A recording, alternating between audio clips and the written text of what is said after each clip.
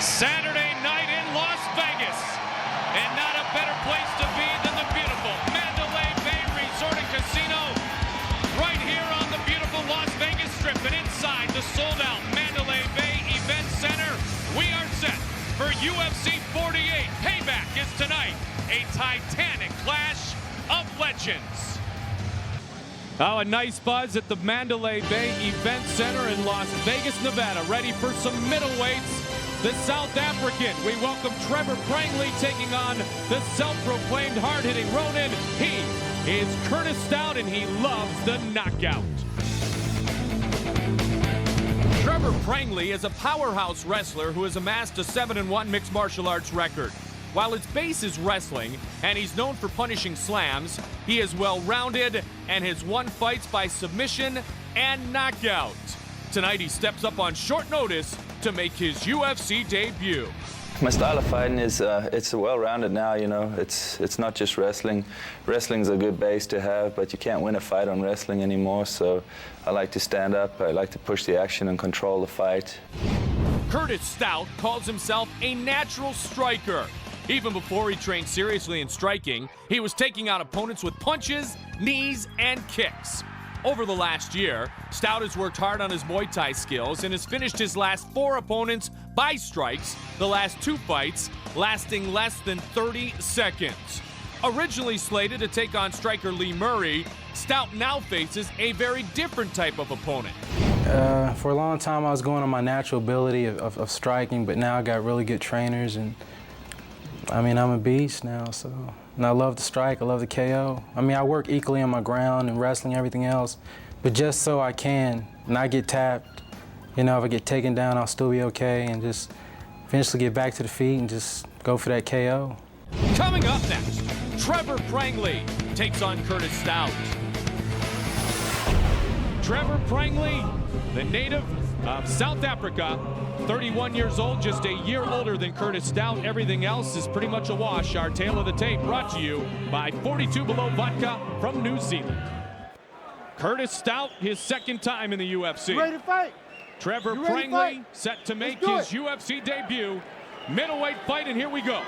An interesting point you brought up, Mike, is that Curtis was training for a striker. You know, and there's a very different fight, training for a striker and training for a wrestler. Goes for the takedown and gets it early. Trevor gets a guard. Gets stuck in guard, rather. Curtis Stout looks like he's going for an arm. Moving his hips around. Be interesting to see how much Trevor Prangley is well-versed in ground and pound. He's got Stout kind of up against that fence, which is a great position of control. He's throwing some good body shots in there. Ooh, good hammer fist, too. Prangley's a big man with a large frame. Fought most of his fights, actually, Joe, at 205. His only loss in mixed martial arts was to Babalu. There's no shame in that. Yeah, Renato Babalu is a very big man. Renato Babalu used to fight at heavyweight, dropped down to 205, so he's a big 205-pounder. So Prangley could very well be overpowering in this dominant position, even though he's in the closed guard of Curtis Stout. Those are some solid body blows landing. Yeah, nasty body punches in there. You know, a lot of times when you see guys coming from a wrestling background, they don't have that snap in their punches, but Prangley's just digging into Curtis Stout's body. And he keeps working the exact side. Right there. The left solar plex of Curtis Stout. If nothing else, it softens up your opponent, doesn't it? Yeah, oh, absolutely. Yeah, Prangley's showing some really good ground and pound here.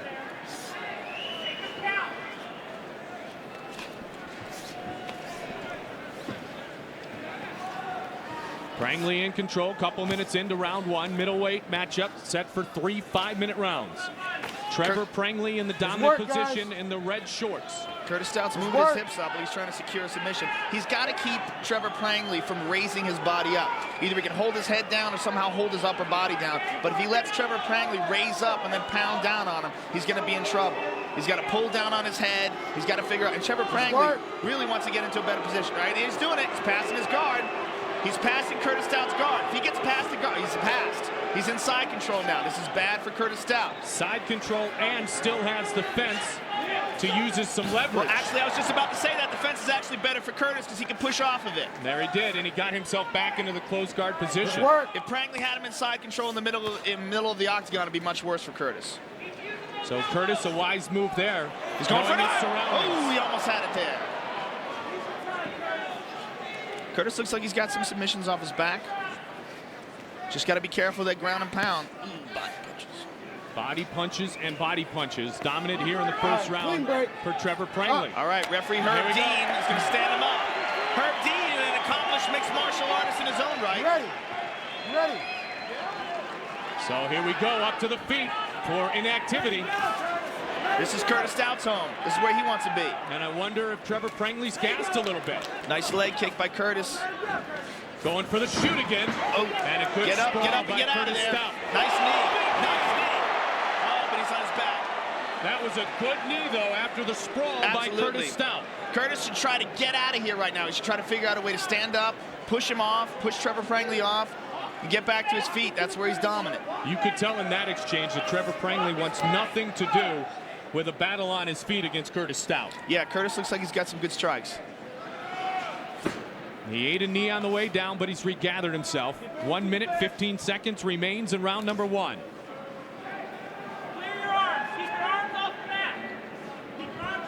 The South African Trevor Prangley, who came to the United States to wrestle in college. 22 years of wrestling experience, 7 years of fight training. He's 31 years old. He's 1 year older than Curtis Stout. 52 seconds. 52 seconds, Fred. Keep posturing. Keep those hands off the mat. Prangley trying to keep it busy enough so that the referee, Herb Dean, will not stand them up again. Curtis is still basically being defensive. With Prangley's arms, both his arms being, you can lock him up right here. Both his arms he puts down at his sides, at Curtis's side. Putting his arms down on the mat like that is very dangerous for a really good jiu-jitsu guy. Oh, there's a good forearm. Well, certainly octagon control on the judges' scorecard will go to Trevor Prangley here in round 1. Look at this. Shades of Eddie Bravo, the rubber guard.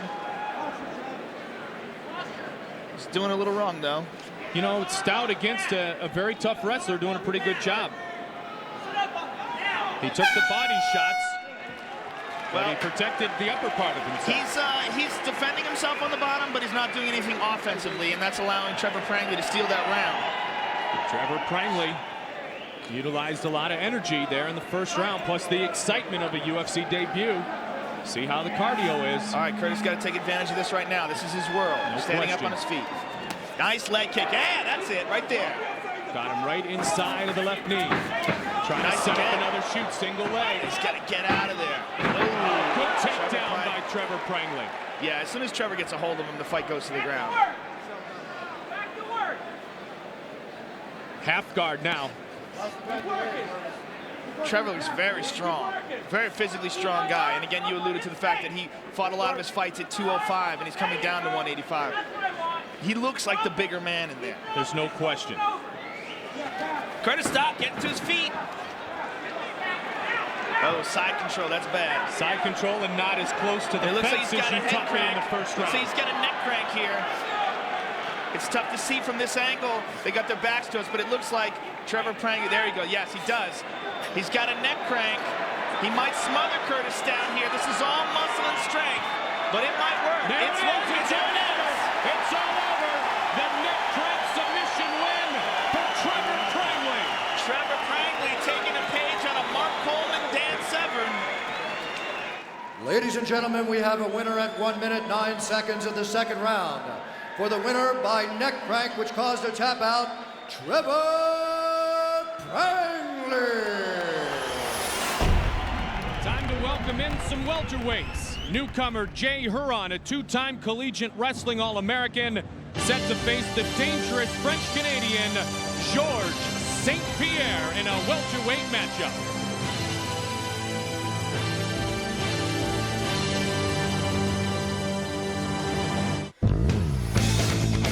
Takes on Jay, the thoroughbred Heron. Tail of the tape. Brought to you by 42 Below Vodka from New Zealand. Purity for Purist. Jay Huron is 4 years older than George St. Pierre. George St. Pierre is very much jammed into that 169-pound frame. Time to expect fireworks. Two lightweight fighters who love to push the pace. Like an angry bulldog, Ivan Menjivar is set to break onto the scene. His opponent, jiu-jitsu specialist, Matt the Terror Serra.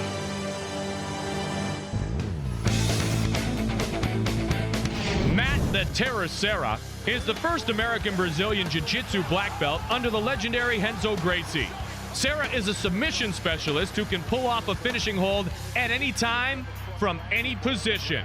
Serra has always made it clear he never wants to be in a boring fight, no matter what the risks are. Tonight, he faces another fighter known for his exciting style, Ivan Menjivar.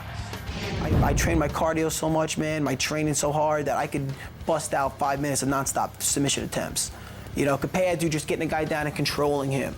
Not in danger, not in danger, I won that round. That ain't me. I'm looking to take him out. I'm looking to finish him. The pride of El Salvador, Ivan Menjivar is a well-rounded fighter who attacks his opponents like a buzzsaw. He has won fights by submission, by strikes, even by slams. Sporting a 13-3 record, Menjivar is no rookie, and he has faced some tough competition in his career. Now he is ready for his UFC debut. If this guy start flying, I'll have to learn flying in the ring. I'm prepared for everything. Coming up next, Matt the Terror Serra takes on the pride of El Salvador, Ivan Menjivar. Our tale of the tape is brought to you by 42 Below Vodka from New Zealand, purity for the purist. Matt Serra, 8 years the elder of Ivan Menjivar, the pride of El Salvador. Both come in at under 155 pounds. Mario Yamasaki, our referee. Are you ready? Are you ready? Let's go! And we are set. Matt Serra in the white trunks, Menjivar in the dark trunks. Serra's been working his striking continuously. Got to hold that leg. Menjivar threw a kick. Serra's got him on his back. Half guard. Closed half guard. Matt Serra, Menjivar on his backside. You look for Serra to throw some punches to loosen him up. Then he's going to put his foot, there it is, put his foot on top of Menjivar's left leg and slowly squeeze out of it. Menjivar doing a really good job, though. Doing a really good job of holding him there. And looks like he's going for a sweep himself, and he gets full guard. Well, Menjivar known for having a very good ground defense. Well-rounded. Has a pretty flashy submission game himself. Serra will attempt to push the pace. That is his MO. Serra stepped over with one leg. He's in half guard now, and he's looking to mount. He's got side control. Nice. Mount. Now full mount. That's the difference. And the back. Oh, he lost it. Nice work by Nice knee Menjivar. inside. See, that's the mixed martial arts coming in there. You see, as soon as he lost the control, bang, he throws a knee in there. He's really becoming much more of a mixed martial arts fighter, Matt Serra is. His transitions much more smooth. Well, it's striking and grappling all flow together now. Early on, he would transition from submission to submission, is what you're pointing out, Joe. Now he'll go into the other facets of the game. And he still will do that, but now he does whatever's appropriate for the situation. Right there, nice knee, and then he drops down for a takedown. Now, that's what I'm talking about. Let's see, too, about some attempts on a throw. He said he doesn't mind throwing his opponent around because worst comes to worst, he ends up on his back. Somebody's in his guard. Obviously, he's very comfortable there. Absolutely. So he'll attempt some throws as well. And Menjivar, to his credit, is being aggressive on his back. It looks like he's trying to tie up an arm. He's looking to try to get a Kimura right there. So he's not just being defensive, which is the criticism that Matt had with a lot of his previous opponents. They would get on the ground, and you're on the ground with Matt Serra. You get scared, you clamp up, you just go defense. But not Menjivar. Look at him. He's being very aggressive. And Matt's always been one to understand the importance of victories, because victories get you invited back, Joe, but also the importance of being an exciting fighter and putting on a show. And he's always stressed that he'd like to do both. Absolutely. You heard him in the interview where he was talking about he can go 5 minutes nonstop. He's not going to just try to be comfortable and just try to be in a safe position. Come on, guys, let's move it. He understands this has to be entertaining.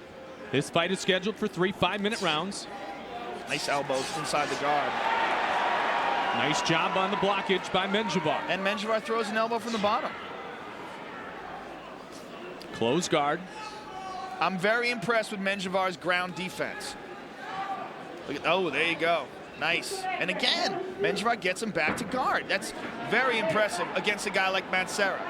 He gets the half guard, and then Menjivar can slide back out and get to full guard again. He did it again, right there. I mean, it doesn't look like much if you don't know the game, but against a guy like Matt Serra, that's very impressive. Explain the chess match and the importance of hip control, Joe. Well, this is this right here. He's got, oh. Matt Serra looks like he's got his back. Oh, there he goes. They're back to their feet. Well, you know, the whole deal is what Matt Serra wants to do, he wants to get outside of in between the two legs when they're on the ground. He wants to get outside of the guard. When Menjivar has him in his guard, he can protect himself, he can try some submissions. Once Matt Serra's past the guard, there's really nothing for Menjivar to do but defend himself. He's got no offense once Matt Serra passes the guard. Clinch here, some knees being utilized by both of the fighters. 1 minute and 12 seconds remains in the first round. Lightweight battle between Ivan Menjivar, the pride of El Salvador, and Matt the Terror Serra. Serra's got the legs again, goes back for the takedown, and Menjivar immediately puts him in his guard. Half guard. So here's the chess match again. Again, yeah, Menjivar right now has one of Matt Serra's legs in between his, and he would like to have both of them. So he scoops up with one. Oh, he lost it there. Now Matt Serra's got side control. He's passed both the legs. Now all Menjivar has here is either to try to get back into guard or to just defend himself. He's got no offense here. The offense is all in Serra's position. Now Serra's trying to weasel his head underneath Menjivar's elbow and try to go for a head and arm choke. Well, now that he's gained side control, the clock is going to become his enemy, Joe. 20 seconds to try to do so. Yeah, it's pretty tight. He's probably just going to soften him up here. Really didn't throw a lot of shots in the side control there. There's the back, though. Menjivar rolled. He's got his back. Now Menjivar's going for a footlock. Gonna run out of time. Gonna run out of time. So the clock becomes a factor for both of the competitors at the end of round one. Very interesting round. Matt Serra, well decorated in his Brazilian Jiu-Jitsu competing days. A Pan American Games champion in '99 as a purple belt. Say that 10 times fast. Brazilian Jiu-Jitsu, Brazilian Jiu-Jitsu, Brazilian Jiu-Jitsu. There's 3. We'll do the rest later. Thank you. All right, here we go. Round 2 of what's shaping up to be a very interesting fight. Menjivar, Serra.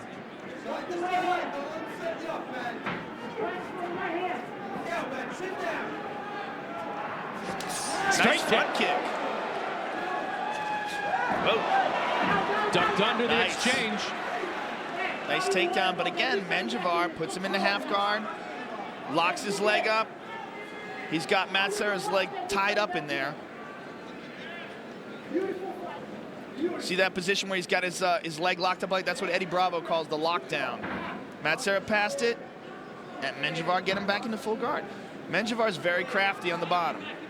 He's not, not being successful offensively yet, but he is being very successful defensively. At what point does that become a frustration to Matt Serra? It's probably already a little frustrating, but I mean, he's in the zone. He's just trying to win. He's probably not even thinking about it. He's probably just going ahead with what he's doing and hoping he gets him. Now he's going with the midsection head exchange to try to, again, soften up his opponent, break him down a bit, and score some points in the judges' card. To do real damage, though, he's going to have to get out of Menjivar's guard. It's obvious at this point that Menjivar's a crafty guy. It's very hard to do damage when you're trapped inside the guy's legs like that. He can manipulate your body with his hips and his legs, and you just don't get the openings that you get if you're passing, if you're in half guard, or if you're in a full mount or side control. Looks like Matt Serra's trying to pass here. He's raising up. He's going to push one of those legs down. Nope.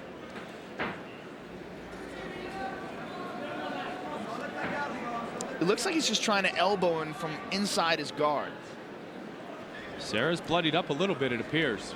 There he goes. He's got a hold leg. See how quick he does that?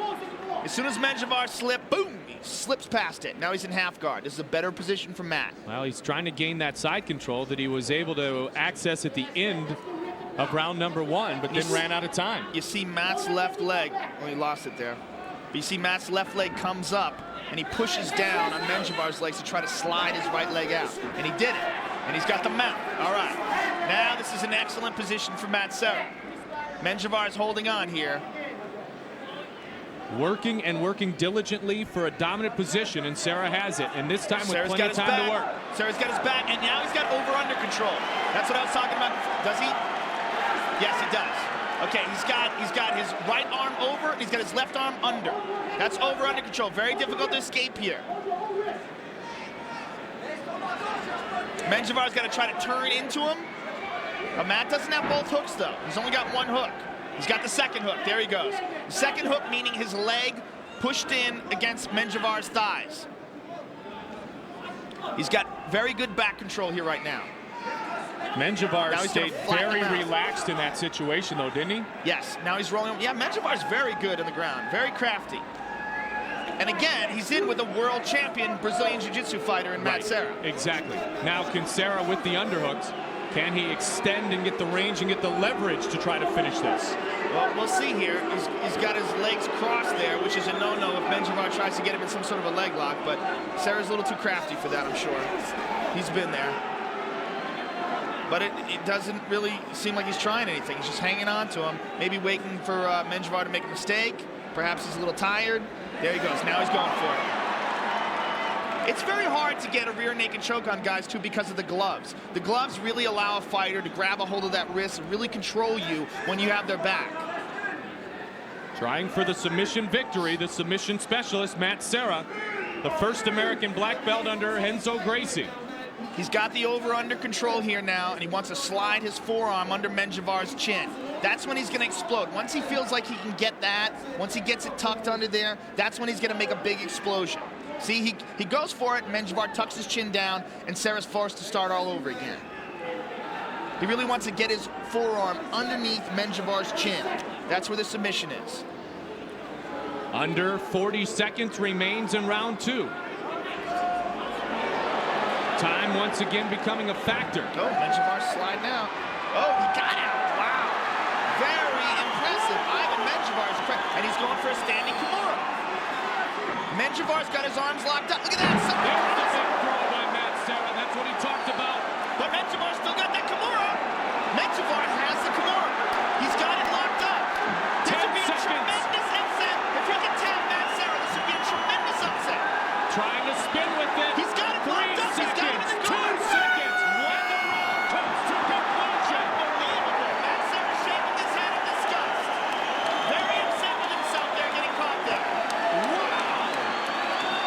It's amazing to me that Matt told me just 2 days ago he doesn't mind using throws because there's no danger. I guess there's danger in some of the throws. Well, what he did is he went to throw him while the guy already had the Kimura locked up. I guess he thought it was shaking loose. It was a very dangerous gamble that he took right there. Well, this fight is all of a sudden even. Absolutely. Ivan Menjivar is very impressive. That's a crap. Whoa! He timed that, waited for a slow kick by Serra, and threw a nice right hand. Serra in the white trunks, Menjivar. Oh my! Tried to fly up over the guard and throw a couple of shots. Ivan Menjivar is wild.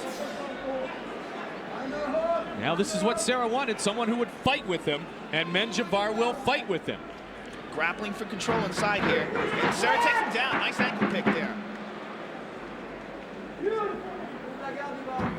You see, as they were going down, Serra reached down and grabbed the ankle to finish it off, to take him down. Now he's stuck in Menjivar's guard. I mean, we truly have a definition so far in this fight of saved by the bell. Yeah, you know, I don't know if he would have tapped him. I mean, Matt Serra is, he's been there thousands of times with the toughest guys in jiu-jitsu. And, you know, he knows how to defend himself. He knows how to hold his arm in the right position and wait it out, but that was a real bad spot. Could Menjivar got him? Who knows? Yeah, you know, exactly. What an upset that would have been. But this has got to be frustrating for Serra. Serra was hoping for a guy that would open up with him on the ground, and now that he's found it, he can't do anything with him. Nice elbow, though. Serra trying to stay busy. He's trying to swing those legs over. He's gonna have to figure out another way to get around Menjivar's guard.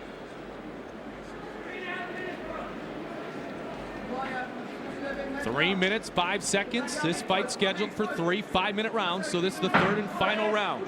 See, that's where he made the mistake. He tried to put his foot on Matt Serra's hip, and Serra immediately throws his leg over. Serra's just looking for that opening. He's looking for Menjivar to open up a little. But Menjivar's really good at getting him back in the guard here.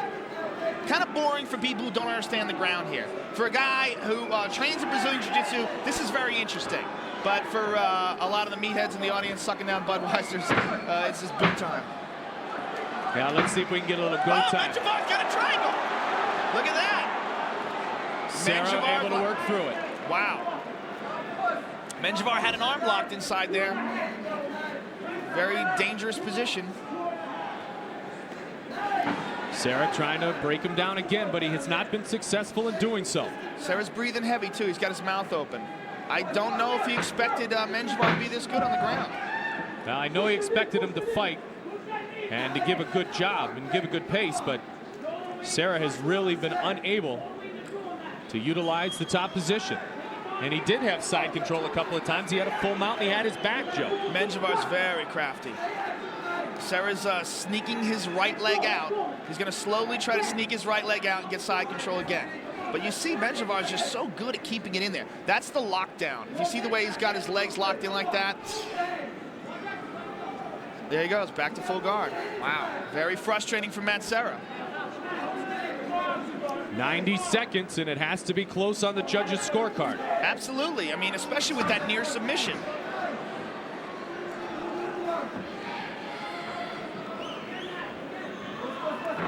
Oh, and again, he's got an omoplata. He's got a shoulder lock.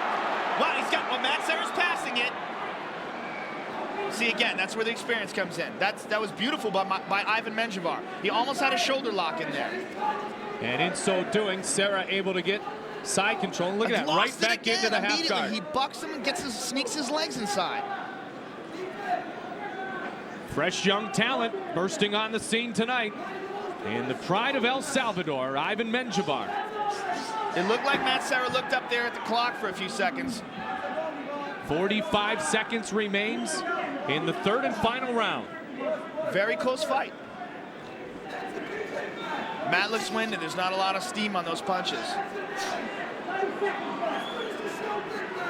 30 seconds. Something exciting has happened at the end of the first 2 rounds. See if we have a little storyline here at the end of this third and final round. Well, if Menjivar is going to make a stand, this is it. If he's going to go for another submission attempt, he's got to try to do it now. Running out of time here. There's nothing to lose. He already knows that he can get back into full guard.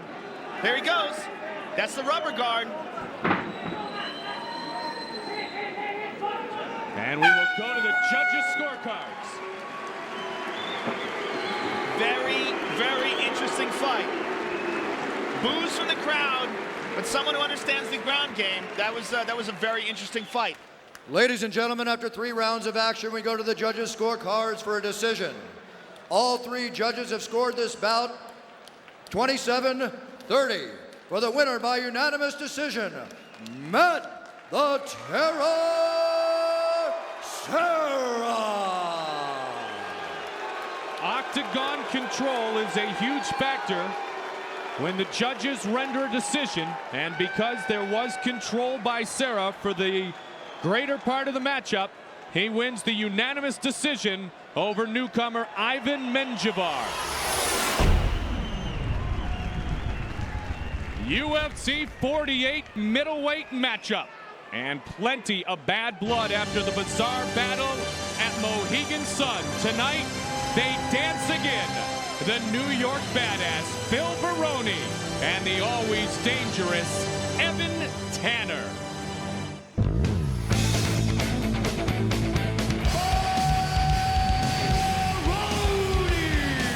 Their first match was one of the most controversial fights in UFC history. But Baroni, hand by Baroni. He dropped him already. The hand speed of Phil Baroni is ridiculously excessive. I hardly hit him. I didn't hit him with my best punches. Well, you may have a punch like a sledgehammer, but if you can't hit somebody with it, you know, it's irrelevant in the fight. Tanner's in big trouble.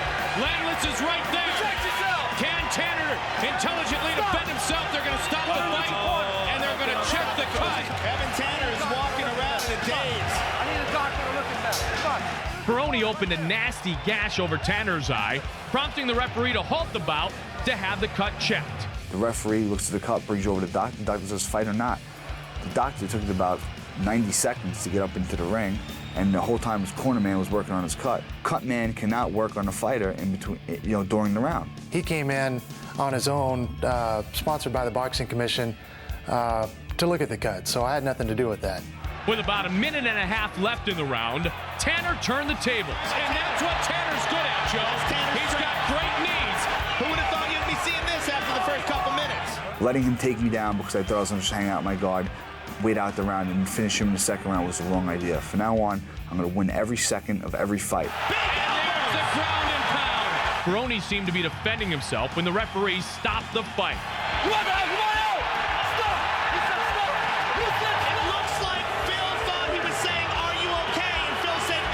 I wanted to continue. I was trying to express to the referee I wanted to continue.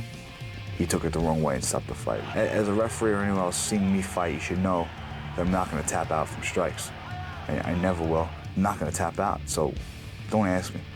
A furious Baroni threw a couple of punches at the referee after the fight and ended up with a suspension. I made a mistake. I shouldn't have reacted in that manner, and I apologize for it. But one thing I pride myself on is never giving up.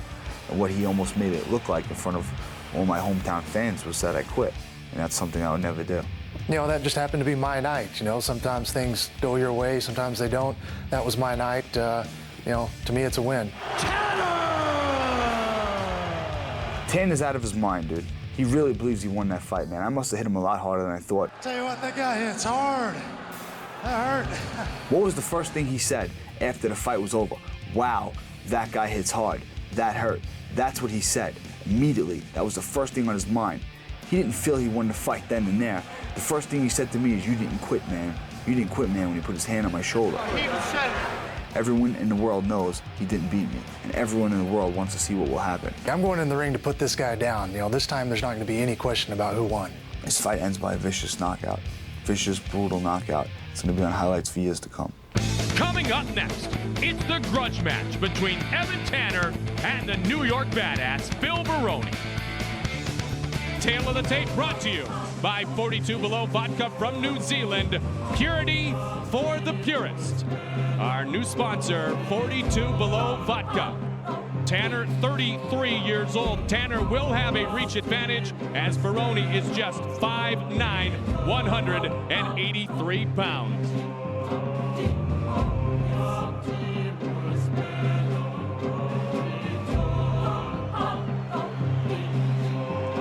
Expect fireworks here in the middleweight division. Bad blood and a little payback on the minds of Baroni and Tanner. Big John McCarthy, our referee, to get our night underway. Here we go. You ready? A slimmed down Phil Baroni. Come on, let's go. He looks very slim. Body looks totally different. I've never seen him look this calm and confident before a fight either. He usually looks angry and tense, but he's just smiling and just very relaxed. Let's see how quickly he will try to engage the hands. Tanner knows he's going to have to withstand an early flurry. He's talked about that on frequent occasion.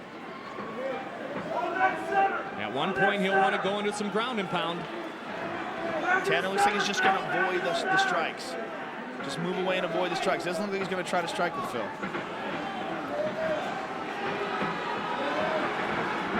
See, just avoid. The early game plan of Evan Tanner. Nice body shot by Baroni. Evan Tanner, great with those knees. That's when he was effective in the first fight, when he was able to clinch and use the knees. Very strong in the clinch with the knees. Oh, nice takedown. Well, Evan Tanner able to get it down to the ground without taking one punch. That was not the case. That is for sure. That wasn't the case in the first fight, Joe. Yeah, absolutely. This is Tanner's world. He's going to press him against the fence. There he goes. Phil's going to stand up here.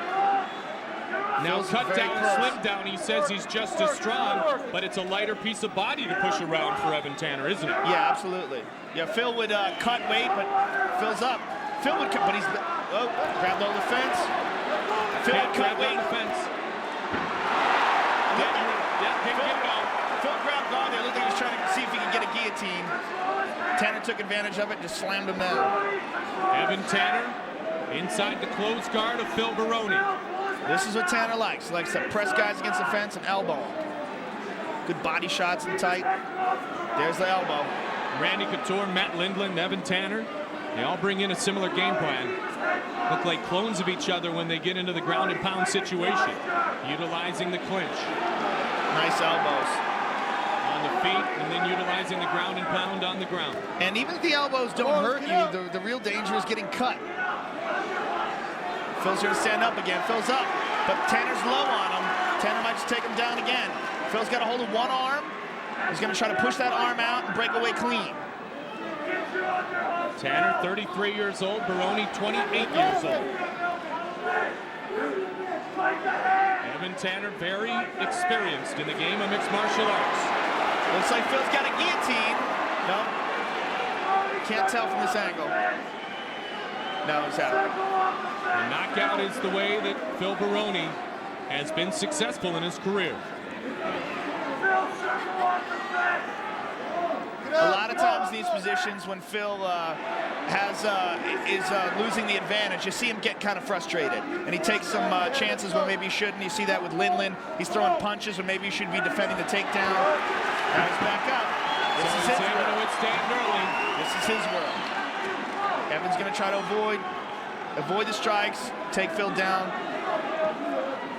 Scheduled for 3 5-minute rounds. Tanner ducks under. Nice knee. Clinch and a knee. So Tanner able to close the distance on both tries for Baroni. Phil tries a leg trip. Good strength and control by Tanner. Tanner's got his mouth open. Looks a little gassed. He is in total avoidance here.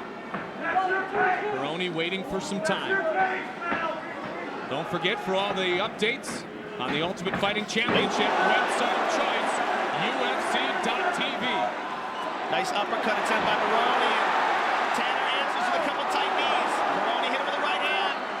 Those knees are what you have to watch out for with Evan Tanner. Very dangerous with the knees, and another one. Left knee to Baroni. Nice combination. He throws a punch, and Phil ducks the punch. He throws the knees and grabs the head immediately. You can tell he's been training specifically for Phil's style. And Baroni has really not tried to engage with the hands with the same type of attitude as he has in the past. He'd come right out like a bulldog, like a caged animal. But I think Phil's just learning to control himself a little more and pace himself so he doesn't gas right, out. Joe? Yeah. Yeah, absolutely. Waiting more for his spot and his opportunity. He looks very calm. I mean, he's not gassing. He looks relaxed. 15 seconds remains in round one. Come on. Tanner has yet to take a shot from Baroni. Working the knees again, Baroni with the right, and it waves with no danger. McCartney jumps in, Baroni right in the buzzer. Second round set to go. Mike Goldberg, Joe Rogan, glad to be with you here at the Mandalay Bay Event Center in Las Vegas, Nevada. See if Baroni tries to engage more here in round two. Evan's stepping it up, throwing some strikes. Well, you know all the Team Quest guys can throw strikes because we've seen the maturation process of the hands of Randy Couture. Nice leg kick. And so you know Evan Tanner's working with those same people to work on his striking ability. Yeah, absolutely. I'm sure he realized what his shortcomings were in the first fight. He tightened everything up. I mean, they're very analytical in their approach to fights. Look at his nice knees. Tanner probably is one of the best in the game at that, grabbing the head and just throwing nasty knees to the body and the head. And trust me, if you're looking for a knockout, the knee can be just as vicious as a right or a left hand. Oh, even more vicious. You're not going to hurt it either. You can break your hand. Tough to break your knee on a guy's head. You can just keep bouncing it off there. The thing with the knee, too, that you kind of alluded to, you've got two forces working against each other because you're pulling on the back of the head, you're pulling it into the knee, which gives you double the power in frequent occasions. And Evan throws him like he's riding a bicycle. He just bang, bang, bang. Ooh, nice right, left hook and right hand combo. Evan Tanner's getting a little comfortable striking. Baroni went wide with the right hand, and there's a smile by Evan Tanner. But Baroni's just throwing one shot. Tanner's being much much more active, and he's winning this round. It's almost as if Baroni's playing possum a little bit, Joe, because this has been a long time now, waiting to see if Baroni wants to explode. You agree or disagree? It's very possible. He looks so calm in there. It's just unusual to see him so relaxed. As you said, he usually comes out with so much rage. He wants to end the fight in the first 15 seconds. Oh, nice left hand. Nice knee by Tanner. Tanner's catching him striking. He's catching him posing. Phil's just standing there. This is not good for Baroni if Tanner can pot shot him like this. Oh, there's a jab. I mean, Phil might just be letting him do this to let him get comfortable and then open up, but I mean, so far he hasn't shown any counters in this round. That's exactly what I'm thinking. He just looked over at the clock. That's not a good sign. Another left hand. He says he feels great and he's in the best shape of his life. Evan Tanner is throwing pot shots at Phil Baroni. I never thought I would see this. Nice knee. Evan Tanner starting to gain a lot of confidence in the exchanges. I don't think Baroni scored yet, has he, Joe? No, but, you know, none of these strikes have hurt. Well, that was a nice jab. It's a good left jab. I was about to say none of these strikes hurt him. That one stunned him a little. Baroni now smiling and Tanner being the aggressor.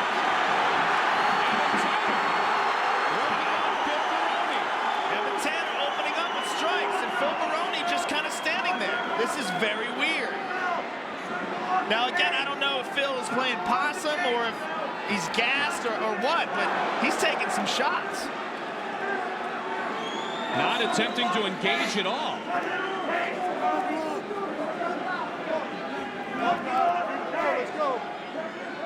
You know, all this week he seemed fine, as you said. He looked great in warm-up. Evan Tanner with an elbow now. You hear Phil's corner telling him to circle off the cage, but he's just standing there. Oh, we got him with a big uppercut. Under 90 seconds remains in round number 2. Oh, Phil's gassing. Phil is gassed. It's like his body isn't responding, Joe. He just took some deep, deep breaths there. Took some deep breaths when he saw Tanner going down. It looks like, oh, he's got the mount. Tanner's got the dangerous. McCarthy's right on top of the action. Phil's standing back up. Business right on top of the action. You hear Mark Lehman screaming, get an underhook, and he can't take you down. There it is. Phil does not look normal here. No, he looks very tired. Down he goes. Tanner has to smell the blood. Oh, he has to here. I mean, he's been able to get free shots. Oh! Those are big, hard shots. Half guard into the solar plex area of Phil Baroni. Phil's going for a Kimura here. Submissions have never been his strong suit. He does train with Mark Lehman. Oh, hear that. Wow. Just listen to it, Joe. I don't care how strong your core is. He's teeing off. Watch the clock. 10 seconds remains in round 2. McCarthy sees the eyes of Phil Baroni. Yeah, these sound good, but they're not really hard punches. These like hammer fisting his muscle area. Man, dominating round by Evan Tanner. Really never thought I would see that. Dominating him on his feet. Third round underway here in our opening matchup in the middleweight division. Big right hand by Tanner. Tanner's getting loose. Another one. Baroni, look at his eyes. Gave a little smile, gave a little gesture. Is he waiting to explode? I don't think so. Not after that last round. After the end of that last round, he looked very tired. I mean, if Tanner's getting this comfortable on his feet, that's a bad sign for Phil. Well, Tanner doesn't have to do anything except be in avoidance here the rest of the way. He missed that right hand, and Phil countered with a nice right to the body there. Maybe Phil took a round off. We're going to see, but he said it before in his pre-fight interview. He wants to win every second of every round. Yes, he did. It's a great point. Oh, there's a good right. Wow. And Phil's smiling at him, but smiles don't win rounds. But Tanner's got that weird thing. He throws that right hand, and then he like turns his body and moves away. Baroni's going to explode in a second here, Joe. Put his hands on his hips. Tried with the right. Baroni's nose is bleeding. Nice body for the body shot again. That might have hurt Evan Tanner. He's looking at the clock again. But he's getting enough time to let Evan Tanner recover. If he did hurt him with that body shot, the damage that he's done is all gone away now. It's a dangerous game he's playing. If it is a game, and it's just speculation. No, he just doesn't seem to have the kind of snap on his punches that he usually does.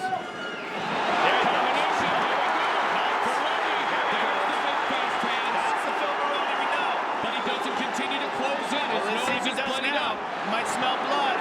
Misses with the counter. Baroni trying to close in on Tanner. Look for a shoot here or a clinch by Tanner. He doesn't want to sit an exchange here in the third round. He's already leading on the judges' scorecards. Uppercut by Phil Baroni. Maybe this was Phil's strategy.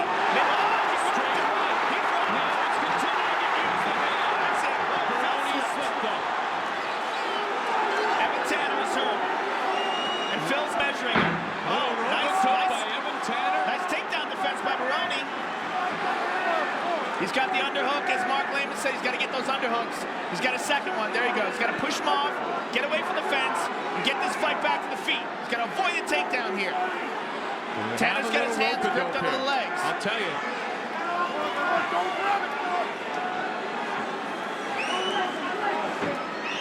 Tanner would be best served to maintain control now.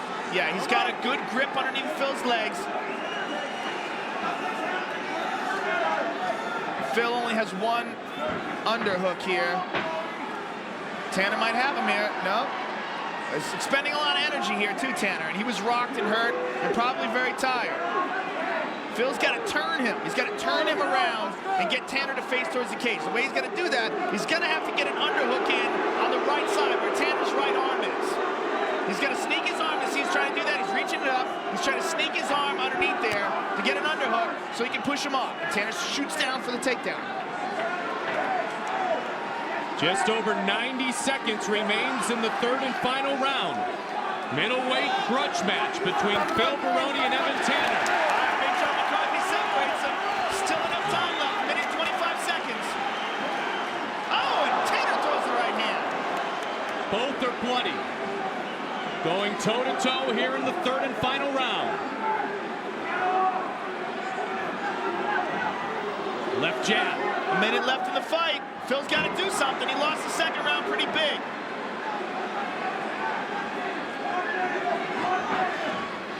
It's almost as if he has to finish him here. Yeah, he's got to finish him. He's got to finish him. Look at the clock again. Yep. 50 seconds. Nice leg kick. Oh, he's wheezing. Phil's gassing. It's just so hard to pull it out when you're this tough.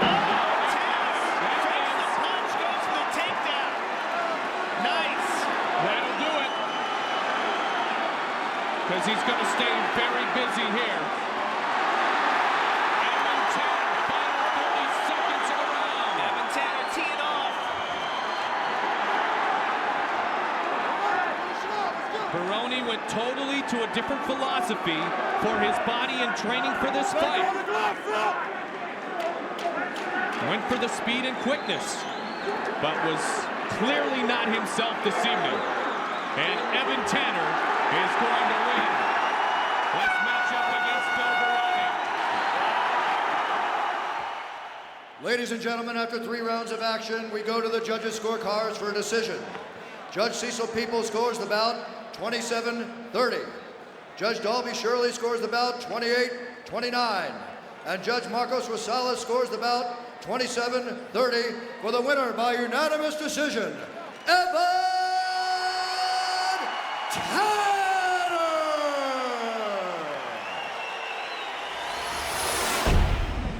A bizarre start to UFC 48 Payback, but lots of great fights still ahead here on the card at the sold-out Mandalay Bay Event Center at the Mandalay Bay Resort in Las Vegas, Nevada. Now, we all recall the last time we gathered here in Las Vegas at Mandalay Bay. It was Chuck, it was Tito, and it was personal. Well, what has been up with Chuck since the greatest night of his fighting life? And what about Lee Murray? What happened to him? He was supposed to fight tonight. All that and more on this edition of our UFC Update.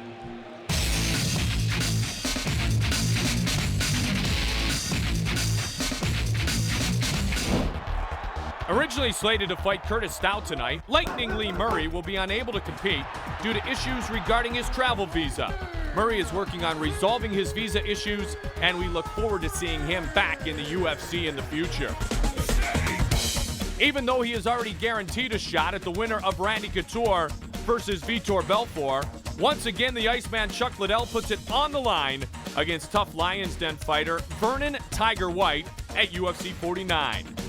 There's bad blood between these two that goes way back, and with both being excellent strikers, chances are good that someone is going to get knocked out. Chuck has become quite the celebrity since his sensational win against Tito Ortiz in April. It's great, you know, it means the sports is growing, and that's what I want to see. I love this sport.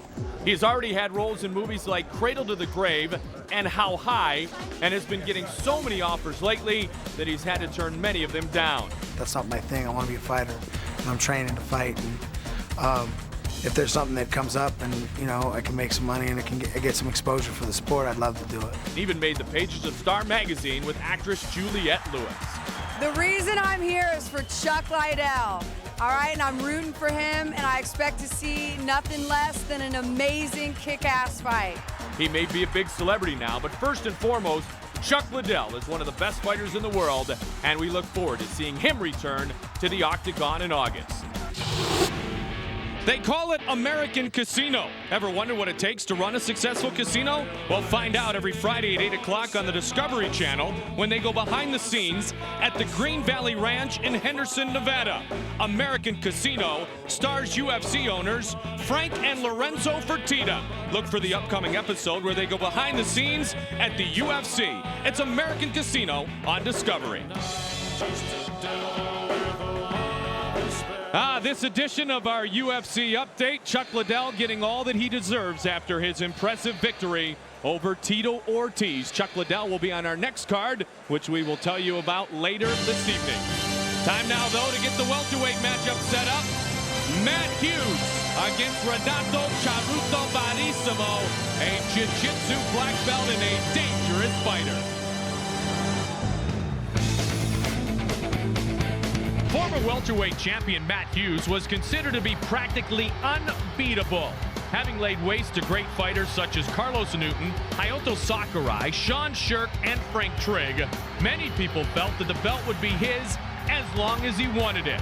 Now Matt Hughes is on the road back to the title, but first, he must get past Renato Barissimo. I think I'll crush him.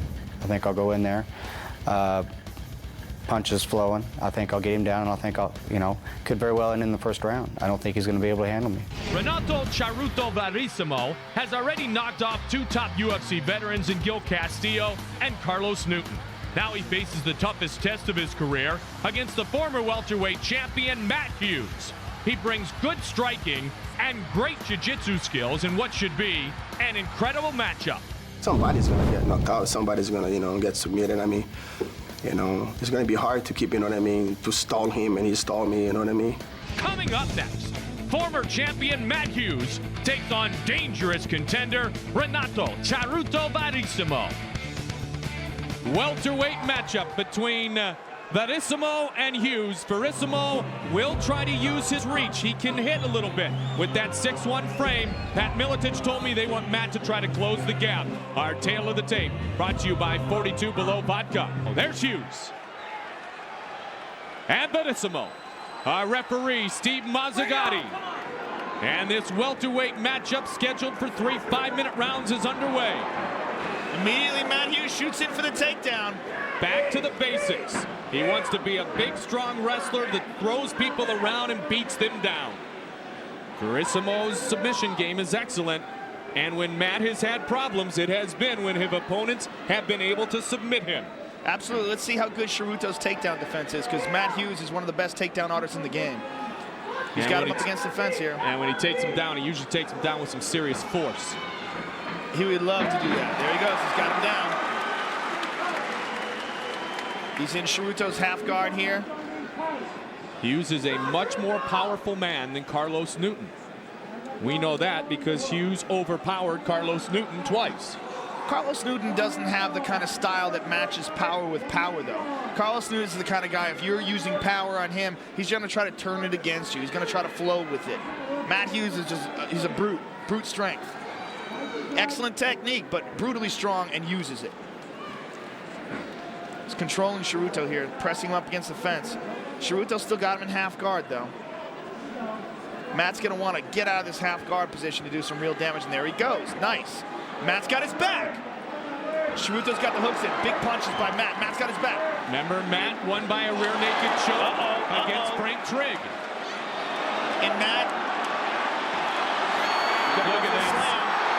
Didn't get the solid sound on yet. He's still got his arm. He's got a triangle. Ceruto's got. He's got to pull his foot down. That triangle's locked in. This is a bad spot for Matt Hughes. If Ceruto pulls down on the head here, Matt Hughes might go out. He's got it right here. Matt Hughes is going to have to tap. He almost tapped right there. Hughes trying to push away. Ceruto's going to break him down. He's pulling his leg. He needs to grab on the outside, but he's pulling his leg. Driving him down. He's mounted him now. Mounted with the triangle. Matt Hughes in a very bad spot. He's got that arm. It's right there for him. Ceruto's. Oh, he got that. Ceruto had the arm. The arm was right there, not defending. He could have just pulled down that arm and finished it right there. I think he just thought Matt Hughes is going to tap from the triangle. Matt Hughes showing great power and perseverance to overcome the submission attempt. You know what? Technique overcomes power. And that's what we're seeing right here. Matt Hughes has been the victim of submissions several times in the past. 2 quick ones to Dennis Hallman, who's on the card later tonight.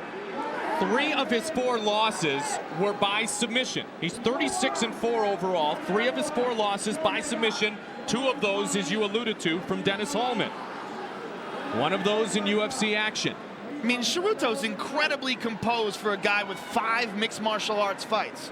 But he made the point this week, Joe. He has 5 mixed martial arts fights, but over 200 jiu-jitsu competitions.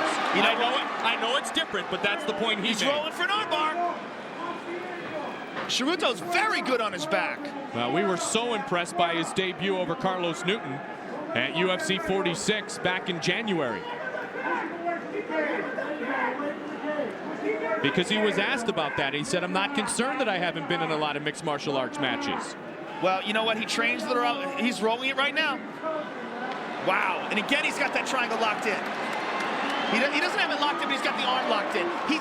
What he's doing is Matt Hughes is controlling him by putting his arms on the ground. And what Ceruto's doing is he's holding his arms there and rotating his hips to try to isolate one of those arms or catch a triangle. And because he's staying so busy on his back, Hughes is unable to employ the ground and pound and beat him down.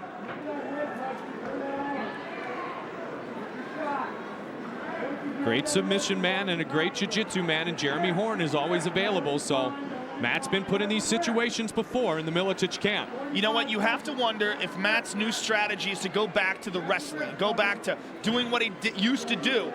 You know, this is mixed martial arts. This isn't wrestling. And when you're in there against a guy who's a really good jiu-jitsu guy, maybe that's not the best strategy in the world. Maybe the best strategy in the world is just get really much better at jiu-jitsu. Now, Matt has always said he has an instinct for wrestling because it's what he's done since he was a child. He's always going to have that. Yeah, but what he can't stop, though, Joe, is that instinct in the ring to go into the wrestling Ceruto's mode. got it again. He's got it again. He's locking down that triangle again.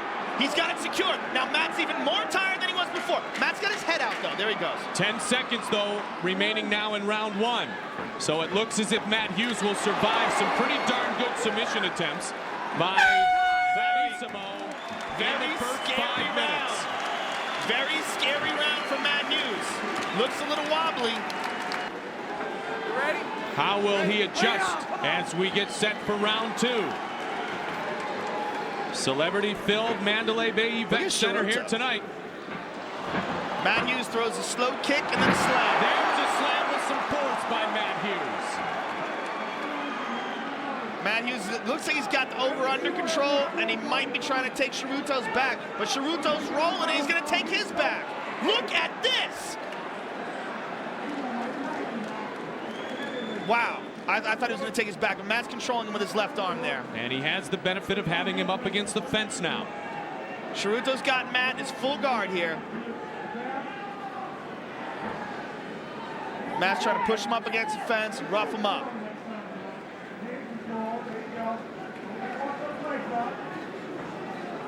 All right, Matt took advantage of Ceruto throwing his legs up for an armbar and passed his guard. Now he's he's got him in half guard now. A better position for Matt, and he's going to try to throw some elbows and punches against that fence. There he goes. Pat Miletich, longtime welterweight champion. All right, Ceruto's got double underhooks here.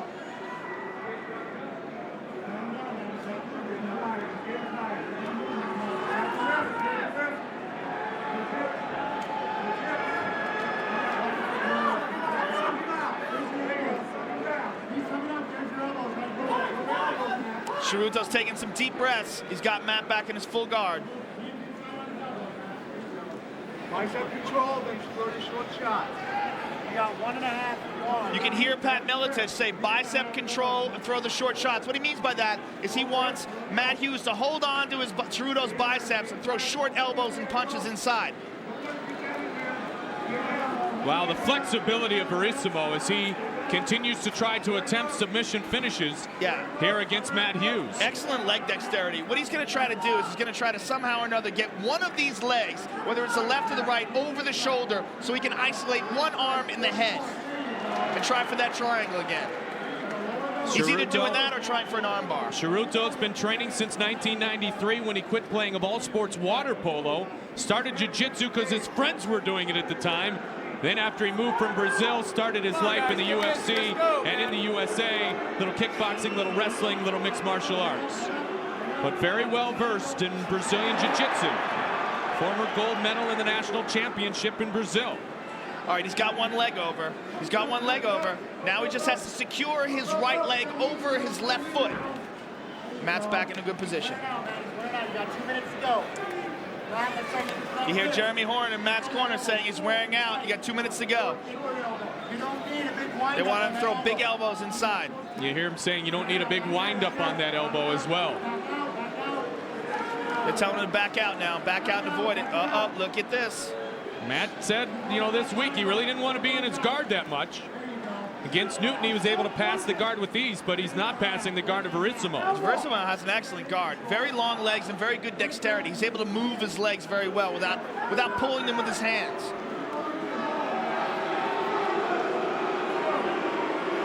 Crowd getting a little restless. Oh, he's got that arm. Ceruto's got that arm trapped in there. He's got his left leg over Matt's right shoulder. And what he's going to try to do is hold on to it and either secure a triangle, which he's trying to do right there. He's got one arm tucked in tight.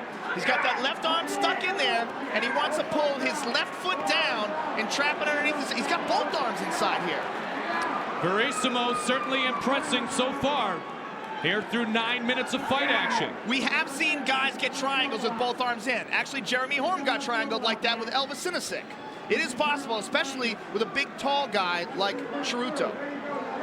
Verissimo, Renato Ceruto Verissimo, said about Matt Hughes, he's great. We all want to test our skills against the best. And he is one of the best. They're up for inactivity. Mazzagatti stands him up. Ceruto Hughes with control there, but not any damage. They're both looking a little weary here.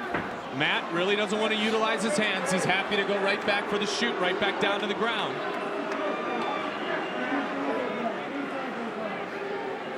Matt's been able to get him down, but he hasn't really been able to mount that much offense. Except for a few punches inside and some short elbows, nothing really damaging.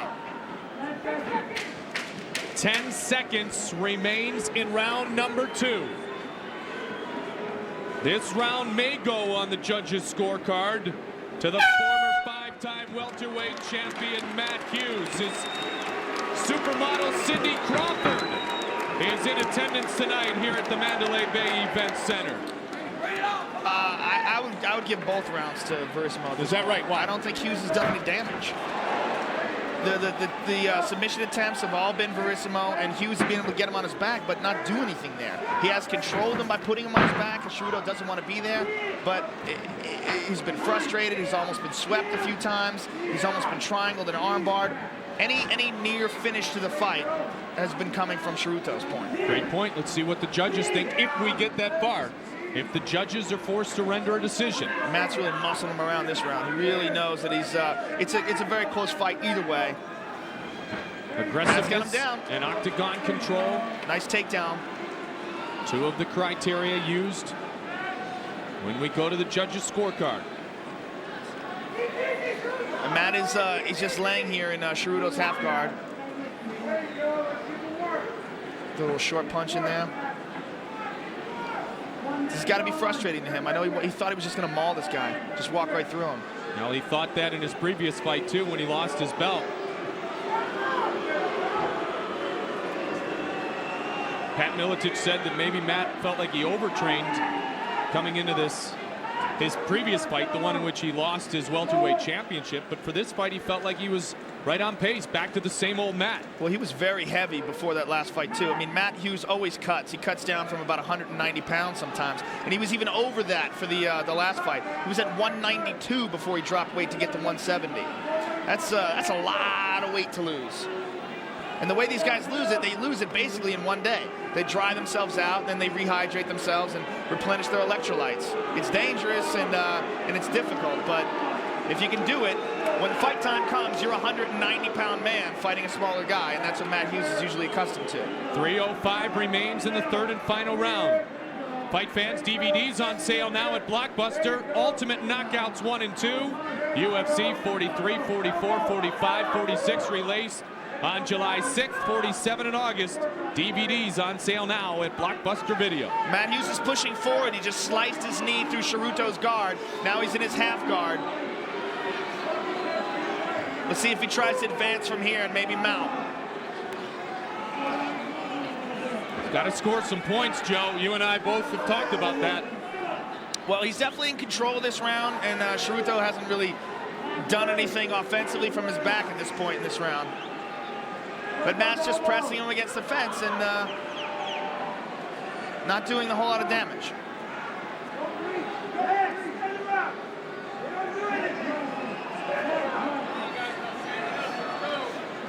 Mazzagatti gives a warning that both must stay active on the ground or they'll go back to the feet, but neither really showing any desire to throw strikes from the feet. Verissimo, the Brazilian Jiu-Jitsu teacher, very comfortable working from the guard. Matt's doing a good job avoiding any submissions at this point. Audience is getting a little restless. Matt's not going after the elbows and the punch. There you go. There he goes. They're going to stand right up. When Steve Mazzagatti said stand up. Yep. Matt threw a big one. Probably the best elbow of the fight. But Matt seems oftentimes to throw the elbows more frequently. I think that Verissimo's a little bit in his head because of the submissions. He's afraid to miss and get an arm caught, Joe. Perhaps. Nice body kick by Matt and a good takedown. He's in Ceruto's half guard again.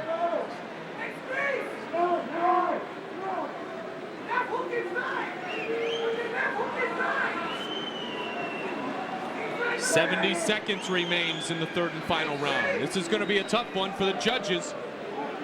Yeah, if Ceruto wants to pull this out, he's got to do something. He's been on his back the whole fight, and as long as you're, coming close to submissions or making submission attempts, that's fine, but this round he's done none of that. This round you got to give to Matt Hughes. He's scored the takedowns, he's landing punches from the top. Even though it's not devastating, he's effective and he's controlling the round. Ceruto's not doing what he wants to do. He's got 40 seconds left. He's got to go for something. He better do it fast. 10-point must system. So even though Joe kind of thinks the second round you could give a slight edge to Verissimo, Hughes good here, going for the submission. And nice elbow. Rolls away. Nice tight elbows inside too by Matt Hughes. Hughes, the dominant fighter here in round 3.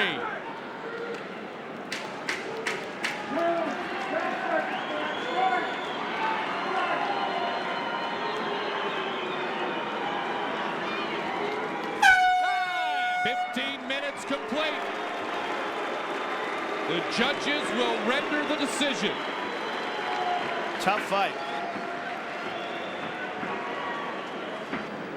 Ladies and gentlemen, after 3 rounds, we go to the judges' scorecards for decision. Nelson Hamilton scores the bout 28-29. Abe Bilardo scores the bout 27-30. And Dalby Shirley scores the bout 27-30 for the winner by unanimous decision, Matt Hughes. So Hughes gets the unanimous decision victory over Bernissimo. We introduced a new segment here on the Ultimate Fighting Championship on our last show. It's on the mat with Mark Lehman, but we have to tell our fans, please don't try this at home again, Joe. Yeah, don't armbar your dog or anything. This is we're gonna show you. Mark, that would be a paw bar, wouldn't paw it? bar. Yeah. No, don't they have legs or something? Knee bar. Leg bar. Mark Lehman is a grappling guru. He's a guy that a lot of the top mixed martial arts fighters go to learn the submission game. And we're introducing a new feature where we show you some of the submissions used in the octagon so you can better appreciate the action.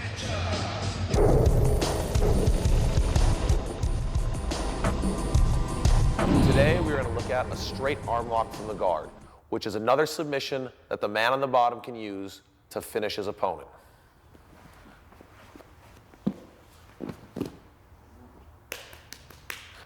Let's break this position down.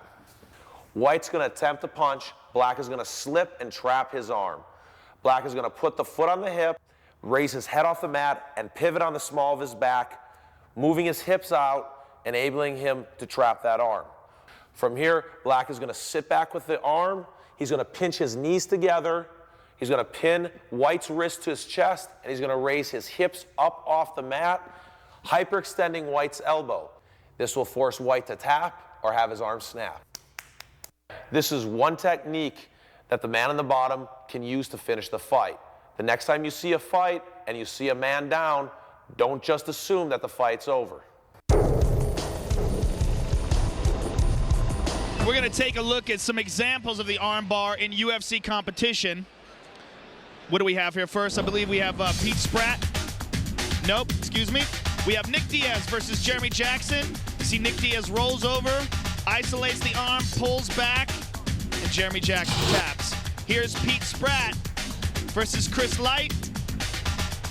Pete rolls over, isolates the arm, and then does it from the other position with his stomach down, straightens it out, and gets the tap. Now there you go, on the mat with Mark Lehman, just trying to educate our fans and our great fans of the Ultimate Fighting Championship. Thank you, Mark Lehman. Now we get set for the battle for the heavyweight belt. Both battlers have been waiting not so patiently. Frank Mir for his turn, Tim Sylvia for his return. Tim the Maniac Sylvia exploded onto the UFC scene, stopping iron-chinned Cabbage Carrera at UFC 39 in an entertaining slugfest.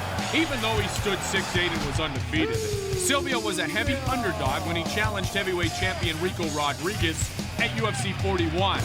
He proved the odds makers wrong, knocking out Rodriguez in 3 minutes and 9 seconds of the first round to become the heavyweight champion. I was a huge underdog, and I went out there and knocked him out in the first round. It was sweet. At UFC 44, Sylvia knocked out 6'10" Gan the Giant McGee in just 1 minute and 54 seconds. Knockouts is the best feeling in the world because it's total closure. It's done. There's no, you get your ass knocked out. Sylvia looked unstoppable, but he relinquished his belt on October 15th when the Nevada State Athletic Commission suspended his license for 4 months when a post-fight urinalysis indicated he had an anabolic agent in his body when he defeated Gan McGee. Sylvia, who admitted his mistake and was openly contrite at the commission hearing, has served his suspension and says he is back to reclaim his belt. Just after I defended my title, I got in trouble and I had to, relinquish the belt. So I got a lot to prove to everybody, not just to myself, but to my team and to the fans and to the UFC and everybody else watching, that I'm the true champion. I'm here to stay. Young contender Frank Mir has proven to be one of the top submission artists in the heavyweight division. None of my victories have ever gone to a decision, and that's due to the fact that I don't think along those lines. He's tapped out Abu Dhabi champion Roberto Traven by armbar in 1 minute and 5 seconds. Lions Den veteran Pete Williams had never lost by submission until Mir shoulder locked him in just 46 seconds. He also tapped out UFC legend Tank Abbott with a toe hold in, once again, just 46 seconds. Tank Abbott, okay, so he punched hard. Well, that's only one facet of fighting. All I got to do is get this guy to the ground, and I know what's going to happen. You know, eventually I'm going to end up winning because my submission skills are that much better than his. At UFC 43, Mir faced off against 6'10" Wes Sims. Mir was in control of the fight and looking for another submission win until taking multiple illegal stomps to the face that resulted in Sims' disqualification. That's why a lot of people go, why didn't you get up and you were angry? I'm like, hey man, the first thing I was worried about was, am I injured, you know? Him, I can get a rematch. Mir ended the feud with Sims, knocking him out with a beautiful combination of knees and punches at UFC 46. Mir, you got lucky against Sims. You won't get lucky against me. You're gonna get knocked out. I won't be lucky against him. It'll be exactly what I want to do, and the technique will be there. And he can, afterwards, he can call it luck or not, but the victory's still a victory. Coming up next, former champion Tim Sylvia takes on top contender Frank Mir for the UFC World Heavyweight title. He is an extremely confident young man, the word I always use when I describe Frank Mir, a very cerebral fighter, highly intelligent, looks at this as a game of competition at the highest level, feels very confident in this fight against Tim Sylvia. He's a very intelligent, very articulate guy. He actually does fantastic commentary, quite a bit better than myself. He's a really good jiu-jitsu guy. No, okay, nobody would disagree. So maybe Steven Quadros, he loves me. He's a really good jiu-jitsu guy, one of the best jiu-jitsu guys in mixed martial arts. The only knock on Frank Mir is that he gasses. He gassed Ian Freeman, he gassed when he was dominating Wes Sims. I'm sure he took this fight with Tim Sylvia very seriously. I'm sure he trained his cardio very, very hard, but you gotta always wonder about a guy who gasses. Other than that, fantastic technique. He's a really rough, tough guy. He's got good strikes, but his jiu-jitsu is his bread and butter. The hometown favorite, born and raised in Las Vegas, Nevada, and the former high school state wrestling champion in 1998 in the heavyweight division, Frank Mir. Opportunity to be the champion. When asked about that, he said, I'm taking it like every other fight. I'm not worrying about it. Or I guess he did say, when I beat Tim Sylvia, then I'll see what comes after that. Very agile for a heavyweight, excellent submissions, but how good are his takedowns? You know what, that's hard to say, and even if they're good, Tim Sylvia is a huge man. He's 6'8", and his takedown defense is fantastic. Frank Mir does believe, though, if he can get Sylvia to the ground, he will finish the fight, and that is his strength. Frank Mir set to compete for the heavyweight championship here at the Mandalay Bay.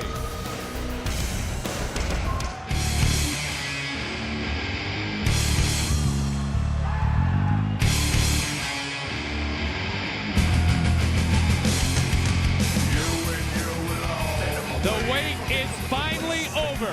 The frustration over the positive test for anabolic steroids, and now Tim Sylvia, who has been first class throughout the entire process, is back. His test actually, the last time we were here, came back negative, Joe, but just not in time. But we know one thing, he's set the fight tonight. He's healthy, he's vicious, he's never been beaten in mixed martial arts. Tim Sylvia is a very dangerous heavyweight. He's a good striker with excellent power in his right hand, with really good takedown defense, and he's huge. 6'8", very tall, and he trains with probably at least the top 2 or 3 best camps in the world. The Militich Fighting System camp is just a fantastic camp, completely well-rounded. They cover everything from submissions to striking to takedowns and takedown defense. Plus, they work hard. Those guys are all stuck in the middle of Iowa, and they bust their ass every day. And that's why Tim Sylvia moved there, and that's what made him a champion. He's the worst guy you ever want to fight in the heavyweight division. Tim Sylvia has finished 16 of his 18 opponents by knockout, has 11 straight knockout victories. You talk about training in Iowa, he said it provides great training because there's nothing else to do. You wake up, you go train, you hang out with your friends.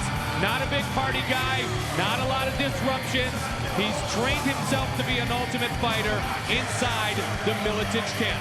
Our tale of the tape brought to you by our new sponsor, and we welcome them in, 42 below vodka. From New Zealand, purity for the purist. Tim Sylvia, 28 years old, 6'8", 263 pounds, 5 inches taller, so that range is always a factor against the shorter opponent tonight, 25-year-old Frank Mir. Heavyweight championship is on the line.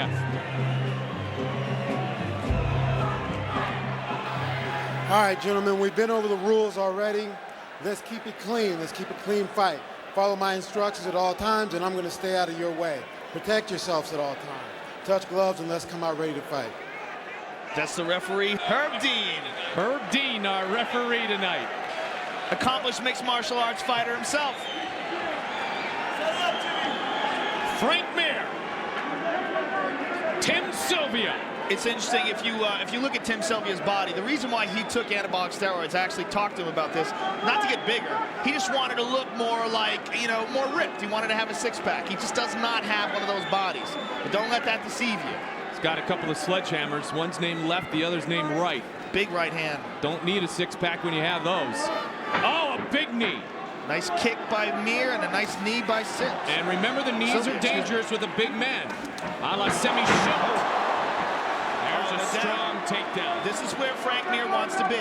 This is his spot. Frank does not mind this at all. Oh. He's got an arm. Looking for the arm. He's got for a quick submission. Oh, Frank Mir. Oh, God. Stop. The fight is over. The fight is over. He said it's broken. It's fucking broken. It's broken. It's over. Herb Dean is saying his arm is broken. Let's see here. Let's wait. Let's wait and see. He's saying his arm is broken. Let's see and wait and see. They could certainly restart it. Your arm is not broken. I heard it snap. Tim Sylvia is complaining, but you don't know if he's just trying to walk this off now. I mean, let's take a look at the replay and see if we can get a look at the bend in his arm. Apparently, it was disturbing so much to referee Herb Dean, and Herb Dean knows what's going on. Now, Margaret Goodman, Dr. Margaret Goodman of the Nevada State Athletic Commission is checking it out. And even if they restart this, what are they going to do? Restart it with Tim Sylvia's arm locked out? I mean, Frank Mir had him in a perfect position to stop the fight at that position. If this is a mistake, it's a colossal one. We'll fight again. We'll fight now. It's not over. You hear that? That's a great exchange. We'll fight again. Let's fight now. It's not over.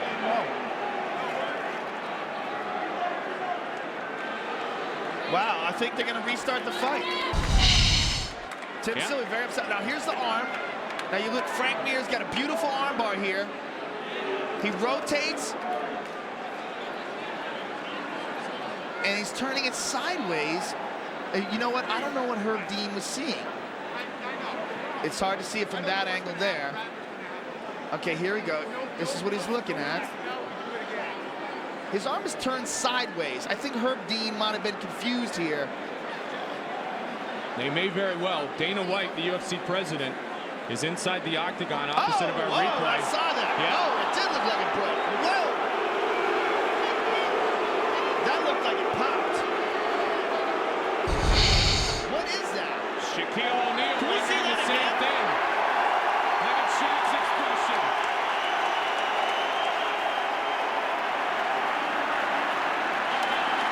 We're going to take another look at that, Goldie. Let's look at the end. We're going to take another look at that replay where it looked like it snapped. Let's take a look at it. It rolls over. Take a good look at Tim Sylvia's arm right here. Watch this.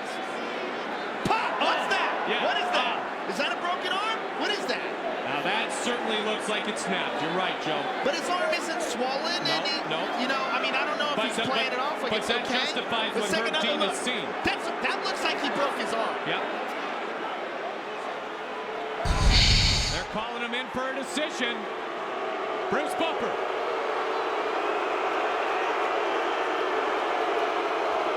Ladies and gentlemen, referee Herb Dean has called a stop to this contest at 50 seconds into the first round, declaring the winner by TKO, Frank Mir.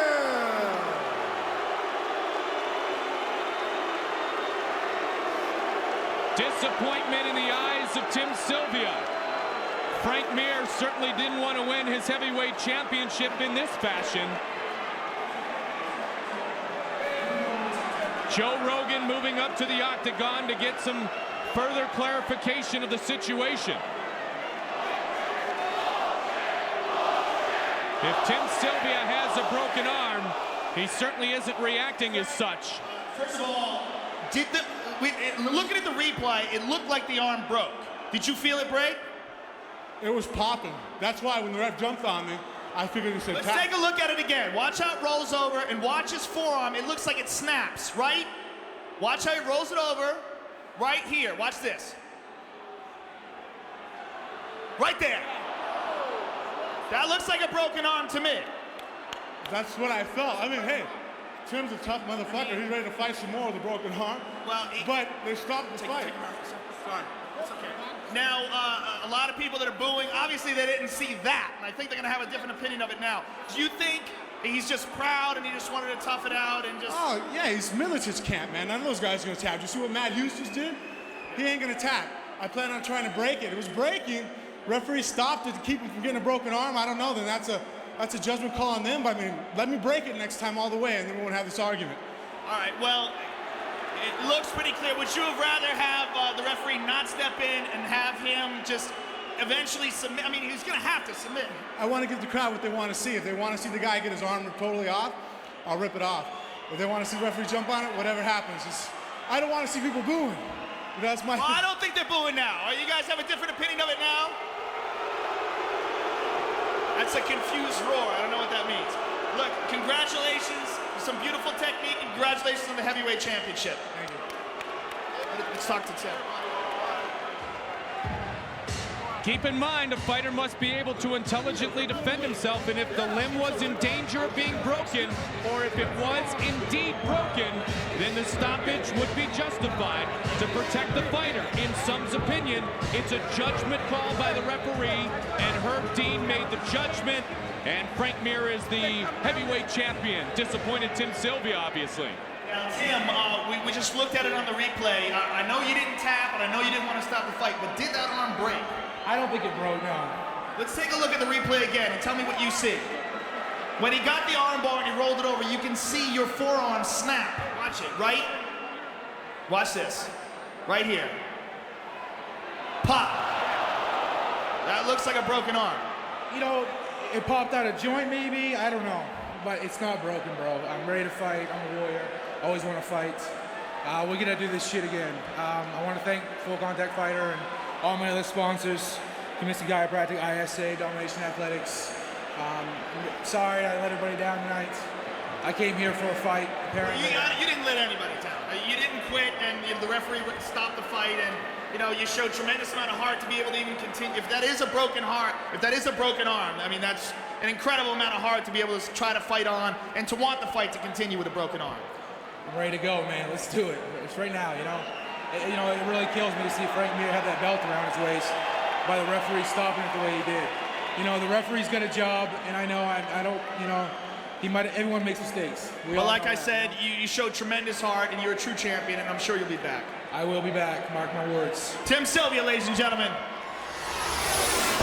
Moving on to the welterweight division.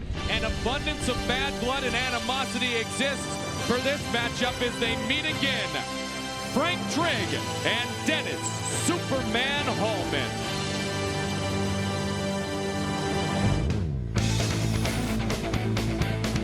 There is no love lost between Dennis Superman Hallman and Frank Trigg. Both fighters have fought former welterweight champion Matt Hughes, with Hallman beating Hughes twice in under a minute combined, and Trigg losing in what was an excellent fight to a rear naked choke. The source of their animosity is a fight that took place between them in 2002 in the WFA organization. We were having a good fight. I had the upper hand. There was an unfortunate kick to my groin. I was kicking at his stomach, and he lifted up a little bit, either to throw a kick himself or to kind of lean back in an evasive, and I hit him below the belt, but above his cup. If I want to be proud about beating somebody, then I want to beat them. I don't want to kick him in the balls and let the commission win the fight for him. He's kind of a baby. I mean, he's kind of he likes things his own way. He doesn't really like to be pushed. He doesn't like things going poorly against him. There's no one I'd rather fight than Frank Trigg. Coming up next, Dennis Superman Hallman takes on Frank Trigg. Tail of the tape for this welterweight matchup on the card here tonight in Las Vegas, brought to you by 42 Below Vodka from New Zealand, purity for the purist. Frank Trigg, 32 years old, 4 years older than the 28-year-old from the state of Washington. Dennis Hallman, both are 5'9", both weigh in at right around 170 pounds. Mario Yamasaki, our referee. Are you ready? Let's go! And here we go, welterweight matchup. Trigg tries to take the center of the ring. You got to give the edge in wrestling and conditioning to Trigg. He's a cardio machine. But again, Dennis Hallman has got nasty submissions. Trigg has really been working his hands. Working out of the Raw Combat House. Wrestling skills, of course, Rico Ciparelli. Yeah, they have a beautiful team down there where they incorporate best boxers, best wrestlers. They got great jiu-jitsu guys down there, and they work on everything. It's a true mixed martial arts gym. Both guys being a little cautious in the beginning here. Well, they didn't get very far into their other matchup, and so we talked about tonight being a night of payback. This is a definitive grudge match, like Tanner and Baroni, like Shamrock and Kimo. Good right. Kind of glanced off the chin of Dennis Hallman there. Dennis Hallman goes to the takedown. You're not going to take down Trigg, but what he could do is pull guard, and that's what he's done. You go for the takedown when the guy sprawls, you pull guard, and then you have him on the ground where you want him. Dennis Hallman's very dangerous from his back. He's looking to hold Frank Trigg's arm. He's holding it down with his one arm, with his left arm. He's holding Frank Trigg's right arm and trying to press his knee against it to secure it. Now, Hallman's good in his transitions, trying to push multiple submissions. Wanted to treat this one like a street fight. No love lost between these two competitors. Want to let our UFC fans know the UFC soundtrack, Ultimate Beatdowns Volume 1 Metal, featuring tracks from metal powerhouses Slayer, Hatebreed, and Damage Plan, plus others soon to be released. Look for it in stores in August. The UFC soundtrack, Ultimate Beatdowns Volume 1 Metal. And all the DVDs out in the Blockbuster stores, some of the new ones recently released. It is easy to find great UFC material.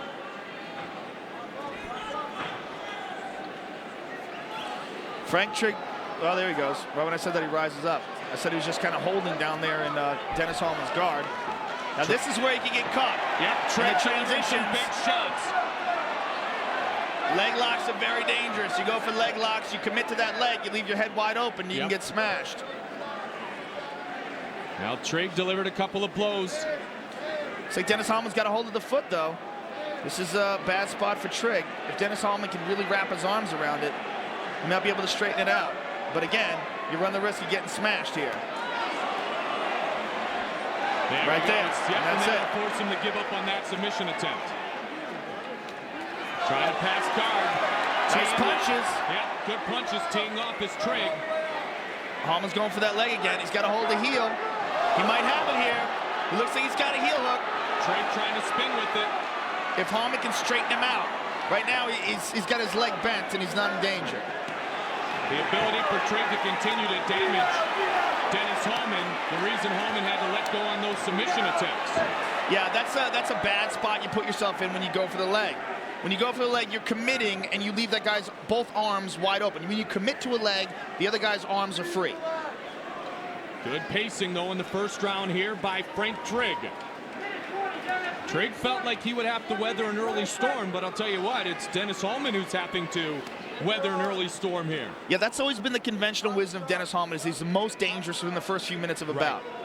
But, you know, supposedly he's, the word from his camp is that he's so angry at Frank Trigg and he hates this guy so much, he's trained harder than ever, and he's really taken this fight very seriously and dedicated himself very well, and he's eating some big elbows from Frank Trigg now. Trigg really trying to tee off. Neither fighter thought that this fight would last past the first round. Oh. Trigg trying to hold Trigg up. Hallman's out. And it's all over. And it's all over. Whoa. Frank Trigg holding true to his promise that this fight Dennis Allman upset, but you know what? You can't fault that stoppage. Ladies and gentlemen, this bout has been stopped at 4 minutes, 15 seconds of the very first round. For the winner by knockout, Frank Twinkle Toes Trigg. Joe Rogan, Mike Goldberg here at Mandalay Bay. Also earlier tonight, we had a controversial stoppage, somewhat controversial, to our heavyweight title matchup between Frank Mir and Tim Sylvia. Let's take a look at the damage done to the arm of Tim Sylvia again. Yeah, absolutely. It was hard to tell while it was actually happening, but when you look at the replay, you can see why referee Herb Goodman stopped it. Watch right there. That is a broken arm, ladies and gentlemen. We confirmed it with Dr. Margaret Goodman. She believes that the forearm has snapped. Let's take a second look at it.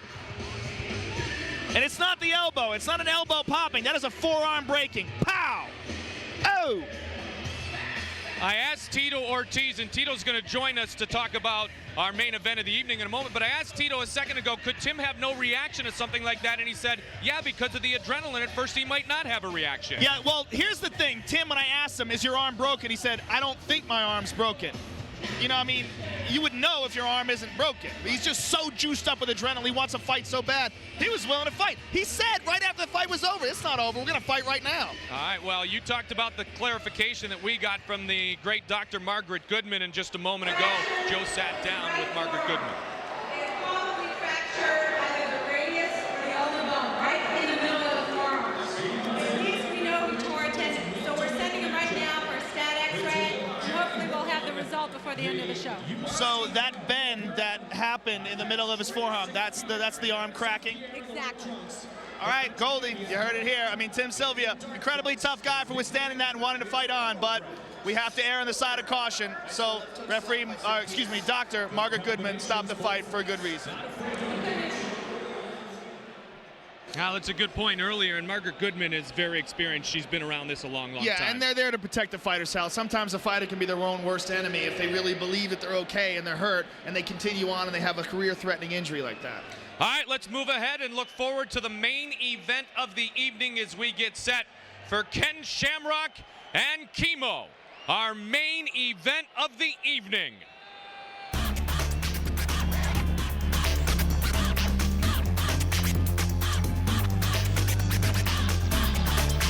They met for the first time in 1996.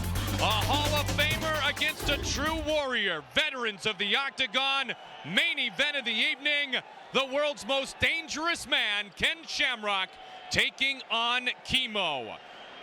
These two fighters defying time, defying age, defying the odds. It's a rivalry that is a decade old, and tonight they are set to settle a score. It's payback time for something that happened many, many years ago. Ken Shamrock and Kimo. And a left hand by Kimo. Shamrock continues that hold, though, on that left leg. And that is it. Ankle lock. Ankle lock. Ken Shamrock. Shamrock does it. He had the ankle, and he wins it. He got beat then by a better fighter. He's going to get beat now by a better fighter. He got hit. It hurt him. He knew he couldn't take too many more of them. And I remember he hit me with a punch. Bam! Blew up my eye. He turtled up like a turtle, balled up, and started rolling because he didn't want to get hit. All he knew was ankle locks. That's all he has. Big exchange there. He was getting his butt pulverized by Tito. I mean, you saw his face after that fight. He had lumps on lumps on lumps. If he had the opportunity to any time throw a leg lock, why didn't he throw a leg lock there? Ken Shamrock's got the heart of a lion. The biggest strength I've always had in my life and even my career is my heart. His biggest strength is his heart. He quit against Tito. They stopped the fight the second round because he didn't want no more. I stepped in there and knew exactly what I was getting into and knew exactly what I had to give, and I lost. I have no excuses, and nor am I about to give any excuses. Takedown, and Kimo. Good takedown. Tank might go out here. He might go out here. He's tapping. He's tapping. That's it. Kimo, Tank. Whoa! His skill has gotten better. You know, last time I beat him in 2 minutes, this time I'll beat him in 10. This time schedule thing he's got all bumped up in his head. I don't know where he's getting this from. Either way, he's going to get beat. It's just because he's gotten better, he's going to last a little longer. And it might be detrimental to him because the longer that he lasts, the more punishment he may take. A fight is a fight, period. I ain't thinking about how making myself last. I'm thinking about submitting him or knocking him out. You pay your price in the training, and when you go out there, that's your payday. No excuses. Preparation for your fight. You have to get in the gym, and you've got to get your butt kicked. Up and up. The only game plan I have is to win decisively. He ain't intimidating me. He ain't affecting me in any way whatsoever, except encouraging me. I'm hoping that he brings everything he's got, because I want a great fight. I don't want to just walk in here and beat a guy that's out of shape or hasn't trained. I want somebody that's there, that's trained hard, and that is his best. And then when I beat him, he says, okay, you know what? I got beat by a better guy. This is my career. This is my job. This is how I feed myself. This is how I take care of myself. This is how I survive. Whoever's in front of me, that's my opponent. That's my victim.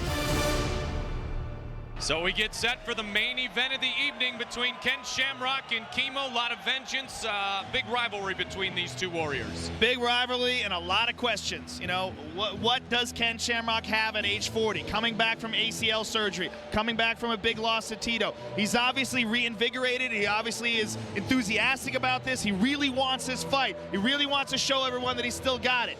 What does Kimo have? We saw Kimo in a kickboxing bout with Bob Sapp. Rock Bob Sapp should have won. I think he got screwed. They stopped the fight and the big timeout and everything, and Bob Sapp eventually went on to stop him, and then we saw him tap out Tank Abbott. There's a lot of questions in this fight. Kimo's a big, strong guy, and Ken is back in the heavyweight division. Well, the last time he fought inside the UFC, he fought the former light heavyweight champion. We welcome in the former longtime light heavyweight champion here in the UFC, the Huntington Beach bad boy, Tito Ortiz, always displaying a bit of team punishment on his opponents. And I think most pointedly, the last time he really punished a man, it was Ken Shamrock in the light heavyweight fight here in Las Vegas. Welcome, Tito, to the broadcast. First of all, let's get an update on you. Couple of disappointments your last couple of trips in. How's your mental state? What does the future hold? Well, the mental state right now pretty much is I just getting back into training, you know? I mean, I guess I got to pretty much accept the losses. I mean, if I never lost, I know what it felt like to win. So it's just a factor in my mind, I mean, to prove what type of champion I am, and more than anything is coming back and looking for another win. I know that you and Ken Shamrock had a huge war of words before your fight, but I know you still have a lot of respect for Ken Shamrock. As Joe said, what, though, can we expect from Ken Shamrock at 40 years old? I know, it seems like he's just getting better and better. We'll see what he can show tonight here in the octagon. Ken Shamrock's a true warrior. I mean, I dished out all the much punishment I've ever dished out on anybody in the octagon, and he stood up to it. But Kimo being a little bit larger than him, I think it's going to have a little effect on the match itself. Kimo's from your neck of the woods. Kimo just doesn't want to fight tonight, Tito. Kimo believes he can be a factor in the heavyweight division. You know what? I think Kimo's head is on straight now, and I think he's going to come here and show what he does best, man. And he usually gives good beatings. He took out Tank really quick. So I think we're going to have a new Kimo than it was before. He's gotten a lot better, and we're going to see what happens in the octagon tonight. Going to be interesting to see. We'll look forward to the commentary of Tito Ortiz here on our main event of the evening. We saw Cindy Crawford and Shaquille O'Neal, celebrities in attendance. What do they think about this fight? I don't really do predictions because I like both fighters. They're phenomenal athletes. They're great athletes, and I wish them well. I just want to tell them, keep whooping ass, because I'm a big fan, and I love them. I love UFC. I love Lorenzo for inventing UFC. And I just love you. I love everybody. Thank you. It's going to be a real fireworks show, and I think Tim's going to win it. I think Shamrock's going to walk away with a win. We already saw the lightweight bout, which I totally enjoyed. Matt's going to walk away with it. Matt Hughes, he's going to rock. But those are my picks, you know. I could be wrong, but that's all right. You know, I'm really not sure who's going to win the fight, but it's going to come down to who got more prepared, who's in better shape, and it should be a great fight. It'll be fun to watch. What are my predictions? I hope I make it through. This is my first fight, so it's pretty intense. I'm going to call Shamrock. Just, it's a gut feeling. I got no more to say than just it's a gut feeling. And it should be a good time and a good fight. I'll tell you what, she is intense. Juliette Lewis, killer. You know, when we have our celebrity version of the Ultimate Fighting Championship, perhaps she will be a member of that unit. Set for the main event of the evening.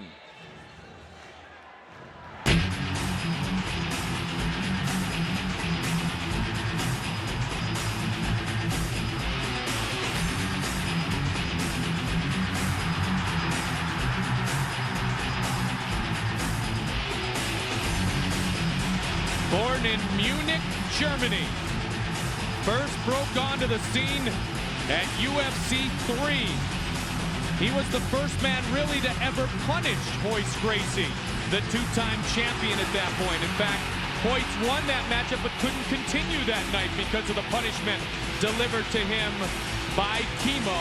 And as I said, Kimo comes in with not just tonight on his mind, but making a true statement here in the Ultimate Fighting Championship. Absolutely. Kimo is an enigma. He's a very unusual fighter. I mean, he's not just your average mixed martial arts fighter. That fight with Royce Gracie went down in legend. He came in saying he was a Taekwondo guy, 280 pounds of solid muscle, took Royce Gracie to the limit. And since then, we've seen him fight many times, but lately, what Kimo's been working on is his jiu-jitsu. His jiu-jitsu looked very good against Tank Abbott. You know, Tank's never been the best in the world of submissions. He prefers to bang, but Kimo took him down at will, swept him, mounted him, got that arm triangle, secured it quickly, and he looked very impressive. Again, it's against Tank Abbott. It's not against a really good, strong jiu-jitsu guy or a good submission guy like Ken Shamrock. But then you see Kimo versus Bob Sapp. That's a kickboxing bout. Kimo's basically a jiu-jitsu guy at this point. Kimo rocked Bob Sapp, had him out on his feet, had him down, and in my opinion was rescued by the doctor and a lot of shenanigans where they were trying to keep Bob Sapp's record alive. They stretched it out, they gave him all this time to recover, checked his eye, then they went back in, and Kimo got stopped eventually by a 375-pound man in Bob Sapp. Well, he wants to remind everybody, Tito, he's a black belt in Brazilian Jiu-Jitsu. He has outstanding ground skills. Actually, Kimo lives in Huntington Beach, trains at Joe Moreira's camp, and they do great Jiu-Jitsu. I worked with Kimo probably about 5 years ago, and his Jiu-Jitsu was really good. But one of the power points of Kimo is really, really strong. He's a really strong guy, so I'm not sure if Ken's ready for the strength of Kimo. I mean, Kimo's going out, of course, how Joe said, going out to K1 and learn the stand-up game. This is something that, for a mixed martial artist to go out and do that stuff, you just learn more and more each time. So when he steps in here tonight, hope he'll throw it all out and let it happen. Well, we saw when Ken was in last that, Tito, you were able to impose your will using the strength of the ground game. Kimo will try to do very much the same tonight.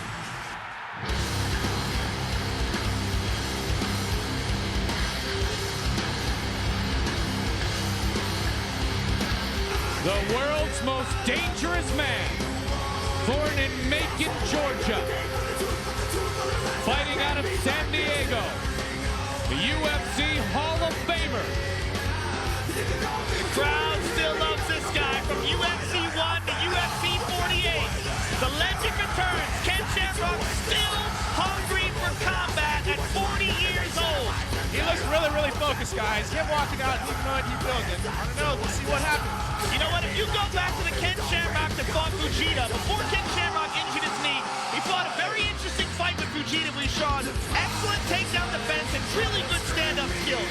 He didn't show that against Tito. Tito dominated him, but against Fujita, who's a very good wrestler, he stopped the shot and threw some excellent leg kicks and really good punches before he eventually gassed. Now, if that Ken Shamrock shows up and fights Kimo, Kimo is no stronger than Fujita. If Ken Shamrock can keep this fight standing, rock him with leg kicks and some punches, we might see a domination. An important note to make with Ken Shamrock is when he fought you, Tito, Joe made a comment on the air that night that Ken had always been training with the same people. He hadn't branched out in the way that you do, Tito. And the interesting thing is, Joe, is he said instead of feeling insulted by that, he gives you credit for that. He's got Eric Paulson with him now. He's got a whole different set of a support crew. Well, that's the new mixed martial artists. The true mixed martial artists are that mixed martial artists. You can't train with the same guys. You got to go to the best strikers. You got to go to the best submission guys, the best conditioning specialists. I mean, Tito will tell you that. Exactly. You got to go to train with the best. If you don't train with the best, you're not going to get any better. It's not like how you were saying before. I watched the fight before, as you said. You're only as good as your training partner when you step in the octagon. So Ken's gone out with Eric Paulson and trying to learn some extra stuff. That's a big man to do that. Let's go and learn from somebody else where Ken Shamrock's lines been. But tonight, I mean, we'll see what happens, man. I'm psyched for this fight right now. I can't wait to let it get on. Absolutely. It is the main event of the evening. Our tale of the tape for this legendary matchup of of Legends is brought to you by 42 Below Vodka from New Zealand, purity for the purist. Ken Shamrock, 40 years old. Randy Couture has shown us often that age may not be a factor. He's 4 years older than Kimo, but a difference in weight of 26 pounds as Shamrock weighed in at 218. Shamrock looks small, he looks cut. Kimo also looks in great condition. For the official introductions for this, the main event of the evening, Bruce Buffer. Ladies and gentlemen, it was 8 years ago when these two UFC warriors last faced each other in the octagon. And tonight, live from the Mandalay Bay Resort and Casino, again, it's payback time! This fight is 3 rounds in the UFC heavyweight division. Introducing first, the fighter standing to my left. This man is a Brazilian Jiu-Jitsu and Muay Thai fighting expert. He holds a mixed martial arts record of 10 wins with 3 losses and 1 draw. He stands 6 feet 1 inch tall and weighed in at 244 pounds. Fighting out of Huntington Beach, California, ladies and gentlemen, his name is Kimo!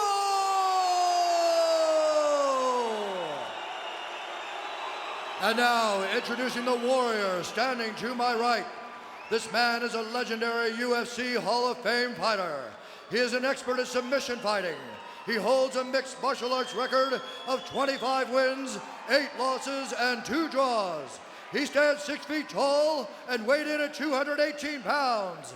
Fighting out of San Diego, California, please welcome the world's most dangerous man, Ken Shamrock!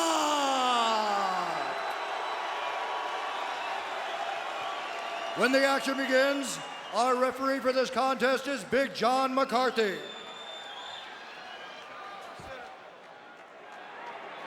Okay, gentlemen, we're giving you instructions in the locker room. If you have any questions from Kimo's corner, any questions from Ken, touch the gloves, come out fighting. Wow, Ken looks very intense throughout his preparation today, but he had a calming effect. During the week, he was smiling, he looks happy. He says he's healthy. Kimo is dangerous. All right, gentlemen, here we go. Kimo, you ready? Let's get it! Here we go, our main event of the evening. We'll see who keeps the tempo in this fight. That's what matters. Whoever keeps the tempo in the center of the octagon. Nice jabs by Kimo. Ken press him up against the fence. Ken worked diligently on his hands when he was trying to train through that ACL injury. Finally, he said, I've got to get the surgery, but he really worked his hands. Feels that could be an advantage. That's a very good point, Mike. He fought with a bad ACL. I mean, Tito, you've had ACL surgery. You know what it's like. I couldn't even clean my room when I had a bad ACL. Yeah, when I fought Shamrock, it was like 6 months prior where I got surgery done. And you know what? It was a hard comeback. When I did it and I finally done it, everything else is pretty much easy. The ACL is a very important stabilizing ligament. To fight without that is kind of crazy. Ken just tried to concentrate on his hands, but now he feels he's 100% healthy, and he can show the real Ken Shamrock. They love Ken Shamrock. Eddie Bravo is octagon side scoring the fight. Scheduled for 3 5-minute rounds. These guys are fighting in the clinch really well. Using knees, trying to get underhook position. You see Ken working the knees on Kimo. Ken's looking good. He's working great position. Kimo's got to kind of impress his will on him by using his weight advantage against him. And that's one of the biggest points he's going to have to do. And I know it's a 15-minute fight, guys, but I have a feeling that Ken feels like he has the advantage cardio-wise. Because Kimo has been... nice knee! Drops the knee, and down goes Kimo. And it's over! It is all over! Just like that! Shamrock knocks out Kimo with a straight Kimo doesn't even know what happened. Wow. So you guys see inside the clinch right there. It matters who gets the highest knee on board, and that's what Ken Shamrock did. Laid that knee. Either he's watching the fight with knees in or something, but wow. That's a good job on Ken's part. Wow, very impressive. Well, looks like Ken Shamrock is back. That really looks like Ken Shamrock is back. Shaq Daddy's impressed. He likes it. I had a feeling. Mandalay Bay Event Center, they are on their feet. The world's most dangerous man, UFC Hall of Famer Ken Shamrock is officially back. Wow, he is loving this. I had a feeling we were going to see a stand-up fight. I had a feeling Ken was going to impose his will stand-up, just like in the Fujita fight. It came down to the clinch. You watch these guys are working the clinch throughout the whole time. It just seems like whoever got the best clinch, he's working double underhook, hit a right knee right at the tip of the chin, man, and that pretty much stopped him right there. Kimo didn't know where he was, turned his back. John McCarthy stepped in, stopped the fight. Guy's not entirely defending himself, doing a great job. Tito and Joe, you could tell Ken knew he was out too, because usually he stepped off of him. You He didn't fire on him. He stepped off. But then he saw that McCarthy wasn't stopping it. Continued firing right there. McCarthy stepped in, stopped the fight. And Kimo turned away. Kimo's out. You clearly see. You see right here, you're working the double underhooks on both sides. Came in with the right knee right on the chin. When you get underhooks like that, you can't leave your head down, because once you do, knees come right to the chin. One thing great about mixed martial arts, that you do all kinds of different things to win. Cindy Crawford impressed. She was wondering if she would survive. I guess she has survived. But wow, what a showing by Ken Shamrock, the world's most dangerous man. That was a great fight for the first few minutes, but wow, man, Ken really stepped in and dropped a great knee and stopped the fight. Here is Bruce Buffer. Ladies and gentlemen, tonight UFC history has again repeated itself. We have a winner by knockout at 1 minute 26 seconds of the very first round. For the winner, Ken Shamrock! Well, ladies and gentlemen, Ken Shamrock is back.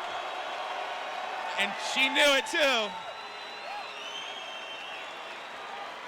It's just nice seeing celebrities here supporting the UFC and knowing that this is a true sport. You know what? People are going to get their bucks for their buy. Tito, let's take a look at this knee again. You see the whole time they were working a clinch position right here. He worked off the fence, got a double underhook, worked for the knee, and he's seen it right off the bat. Kimo's chin was a little low. He just dropped that knee right on the tip of his chin, man. That was a great shot. But, I mean, it shows what kind of real true athlete Ken Shamrock was by stopping him, seeing if he was going to react. He didn't react. He tried to show his back, and then all of a sudden, here's Big Shaq. Look at He's Shaq like, Daddy. Oh, baby. Look at Shaq Daddy's reaction. You know he's liking it. And Ken Shamrock. He knew it, man. He knew it the whole time. It was from the first fight to now that he knew he was going to win. It's just a matter of time, he says. We've all been here all week, Tito. Shaq is loving life, becoming a big UFC fan, taking it to the many in attendance tonight. Shaq's a little bit out of his element, but hey. Yeah, you might take that fight. Yeah, right. All right, Joe Rogan. Ken Shamrock, how does it feel to be back? Dude, I tell you, last time I was in the octagon, I did my best, but it came up short. I had to go back and rethink things. You know, I was on the verge of trying to retire. I looked at some of the things that happened to me, my body, my mind, my life. I put everything back together again. Got surgery on my knee, got it fixed, got my life back squared away where I should be, training hard in the gym and not out doing things I shouldn't be, and I'm back. I'm not saying I'm the greatest fighter in the world, but I will step in the octagon and compete with anybody, and that's what I'm gonna do. I love the fans. Thanks for supporting me. I'll be back. Obviously they love you, Ken. What does the future hold for you now? What do you do now? Well, what I do now is, tomorrow's Father's Day. I'd like to dedicate this fight to my dad, who is in the audience here. I love you, Pop. Thanks for sticking by me through all the good times and bad times. Anyways, and I'd like to thank my family for putting up for my attitude. You know how it gets. You fighters, people that train, you get very irritable, hard to talk to. So I'd like to thank my family for putting up with me. God bless you. Ken, let's take a look at the knockout. Talk me through it here. Well, earlier in the fight, I knew Kimo was going to come out strong. He attacked, so I was just going to circle, keep him tied up.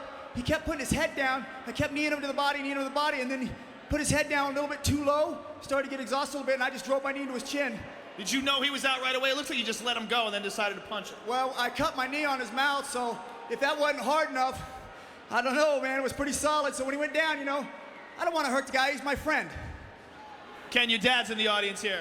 There he is. Yeah, that's my pop. That's the guy right there that gave me a chance in life. You know, I was down and out in a group home.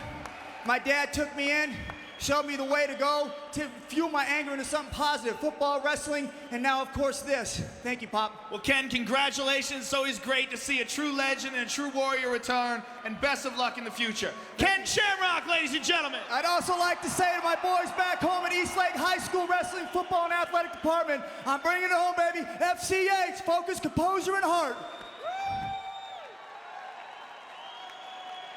Oh, he is pure class, and he is truly a gentleman.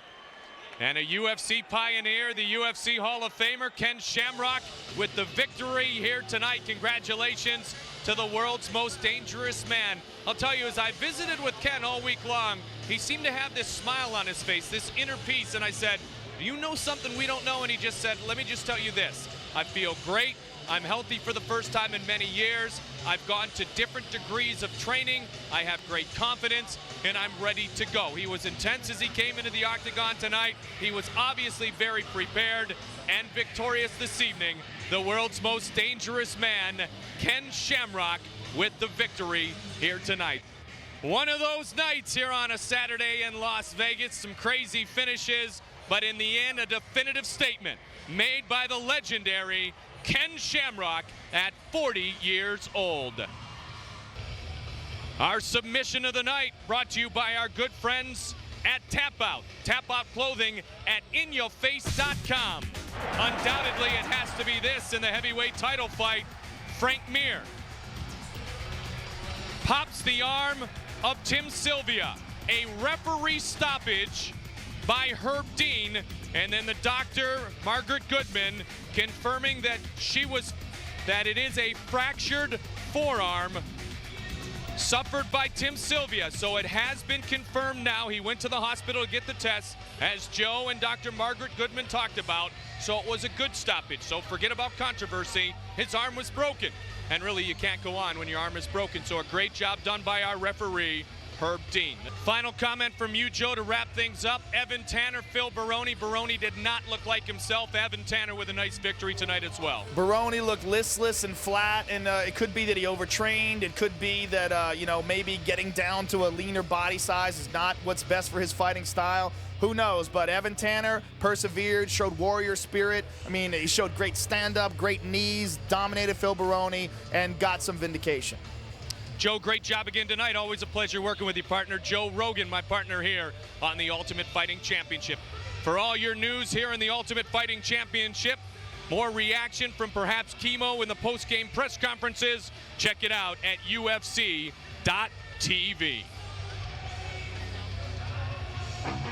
When you put two warriors in a cage and you tell them to fight, odd things can happen. Some fights, well, they kind of finish normally, like George St. Pierre strikes on Jay Haran. Our executive producers, Frank and Lorenzo Fertitta. And Dana White, the UFC president. Coordinating producer, Steve Tornabene. Technical consultant, Eddie Bravo. Our producer, Bruce Connell. And our director, Anthony Giordano. We have a great crew who does these fights. The action was interesting, as Al Connell witnessed tonight. And for Tim Sylvia, disappointment. The stoppage made because of the broken arm. A referee stoppage indeed. Tim Sylvia said, let's just continue to fight. They'll get to fight another night. And so will that man, the Diesel, Shaquille O'Neal. Frank Mir is the heavyweight champion here in the Ultimate Fighting Championship. Frank Trigg, well, there'll be no appeal of this one against Dennis Hallman. Trigg decisively wins for the first time here in the octagon. And then the main event of the evening, Kimo and Ken. He is such an imposing figure. He's the former champion. And one knee and night-night. Lights out Kimo. Kimo will want to fight again. Ken Shamrock reestablishes himself as an ultimate fighter here in the UFC.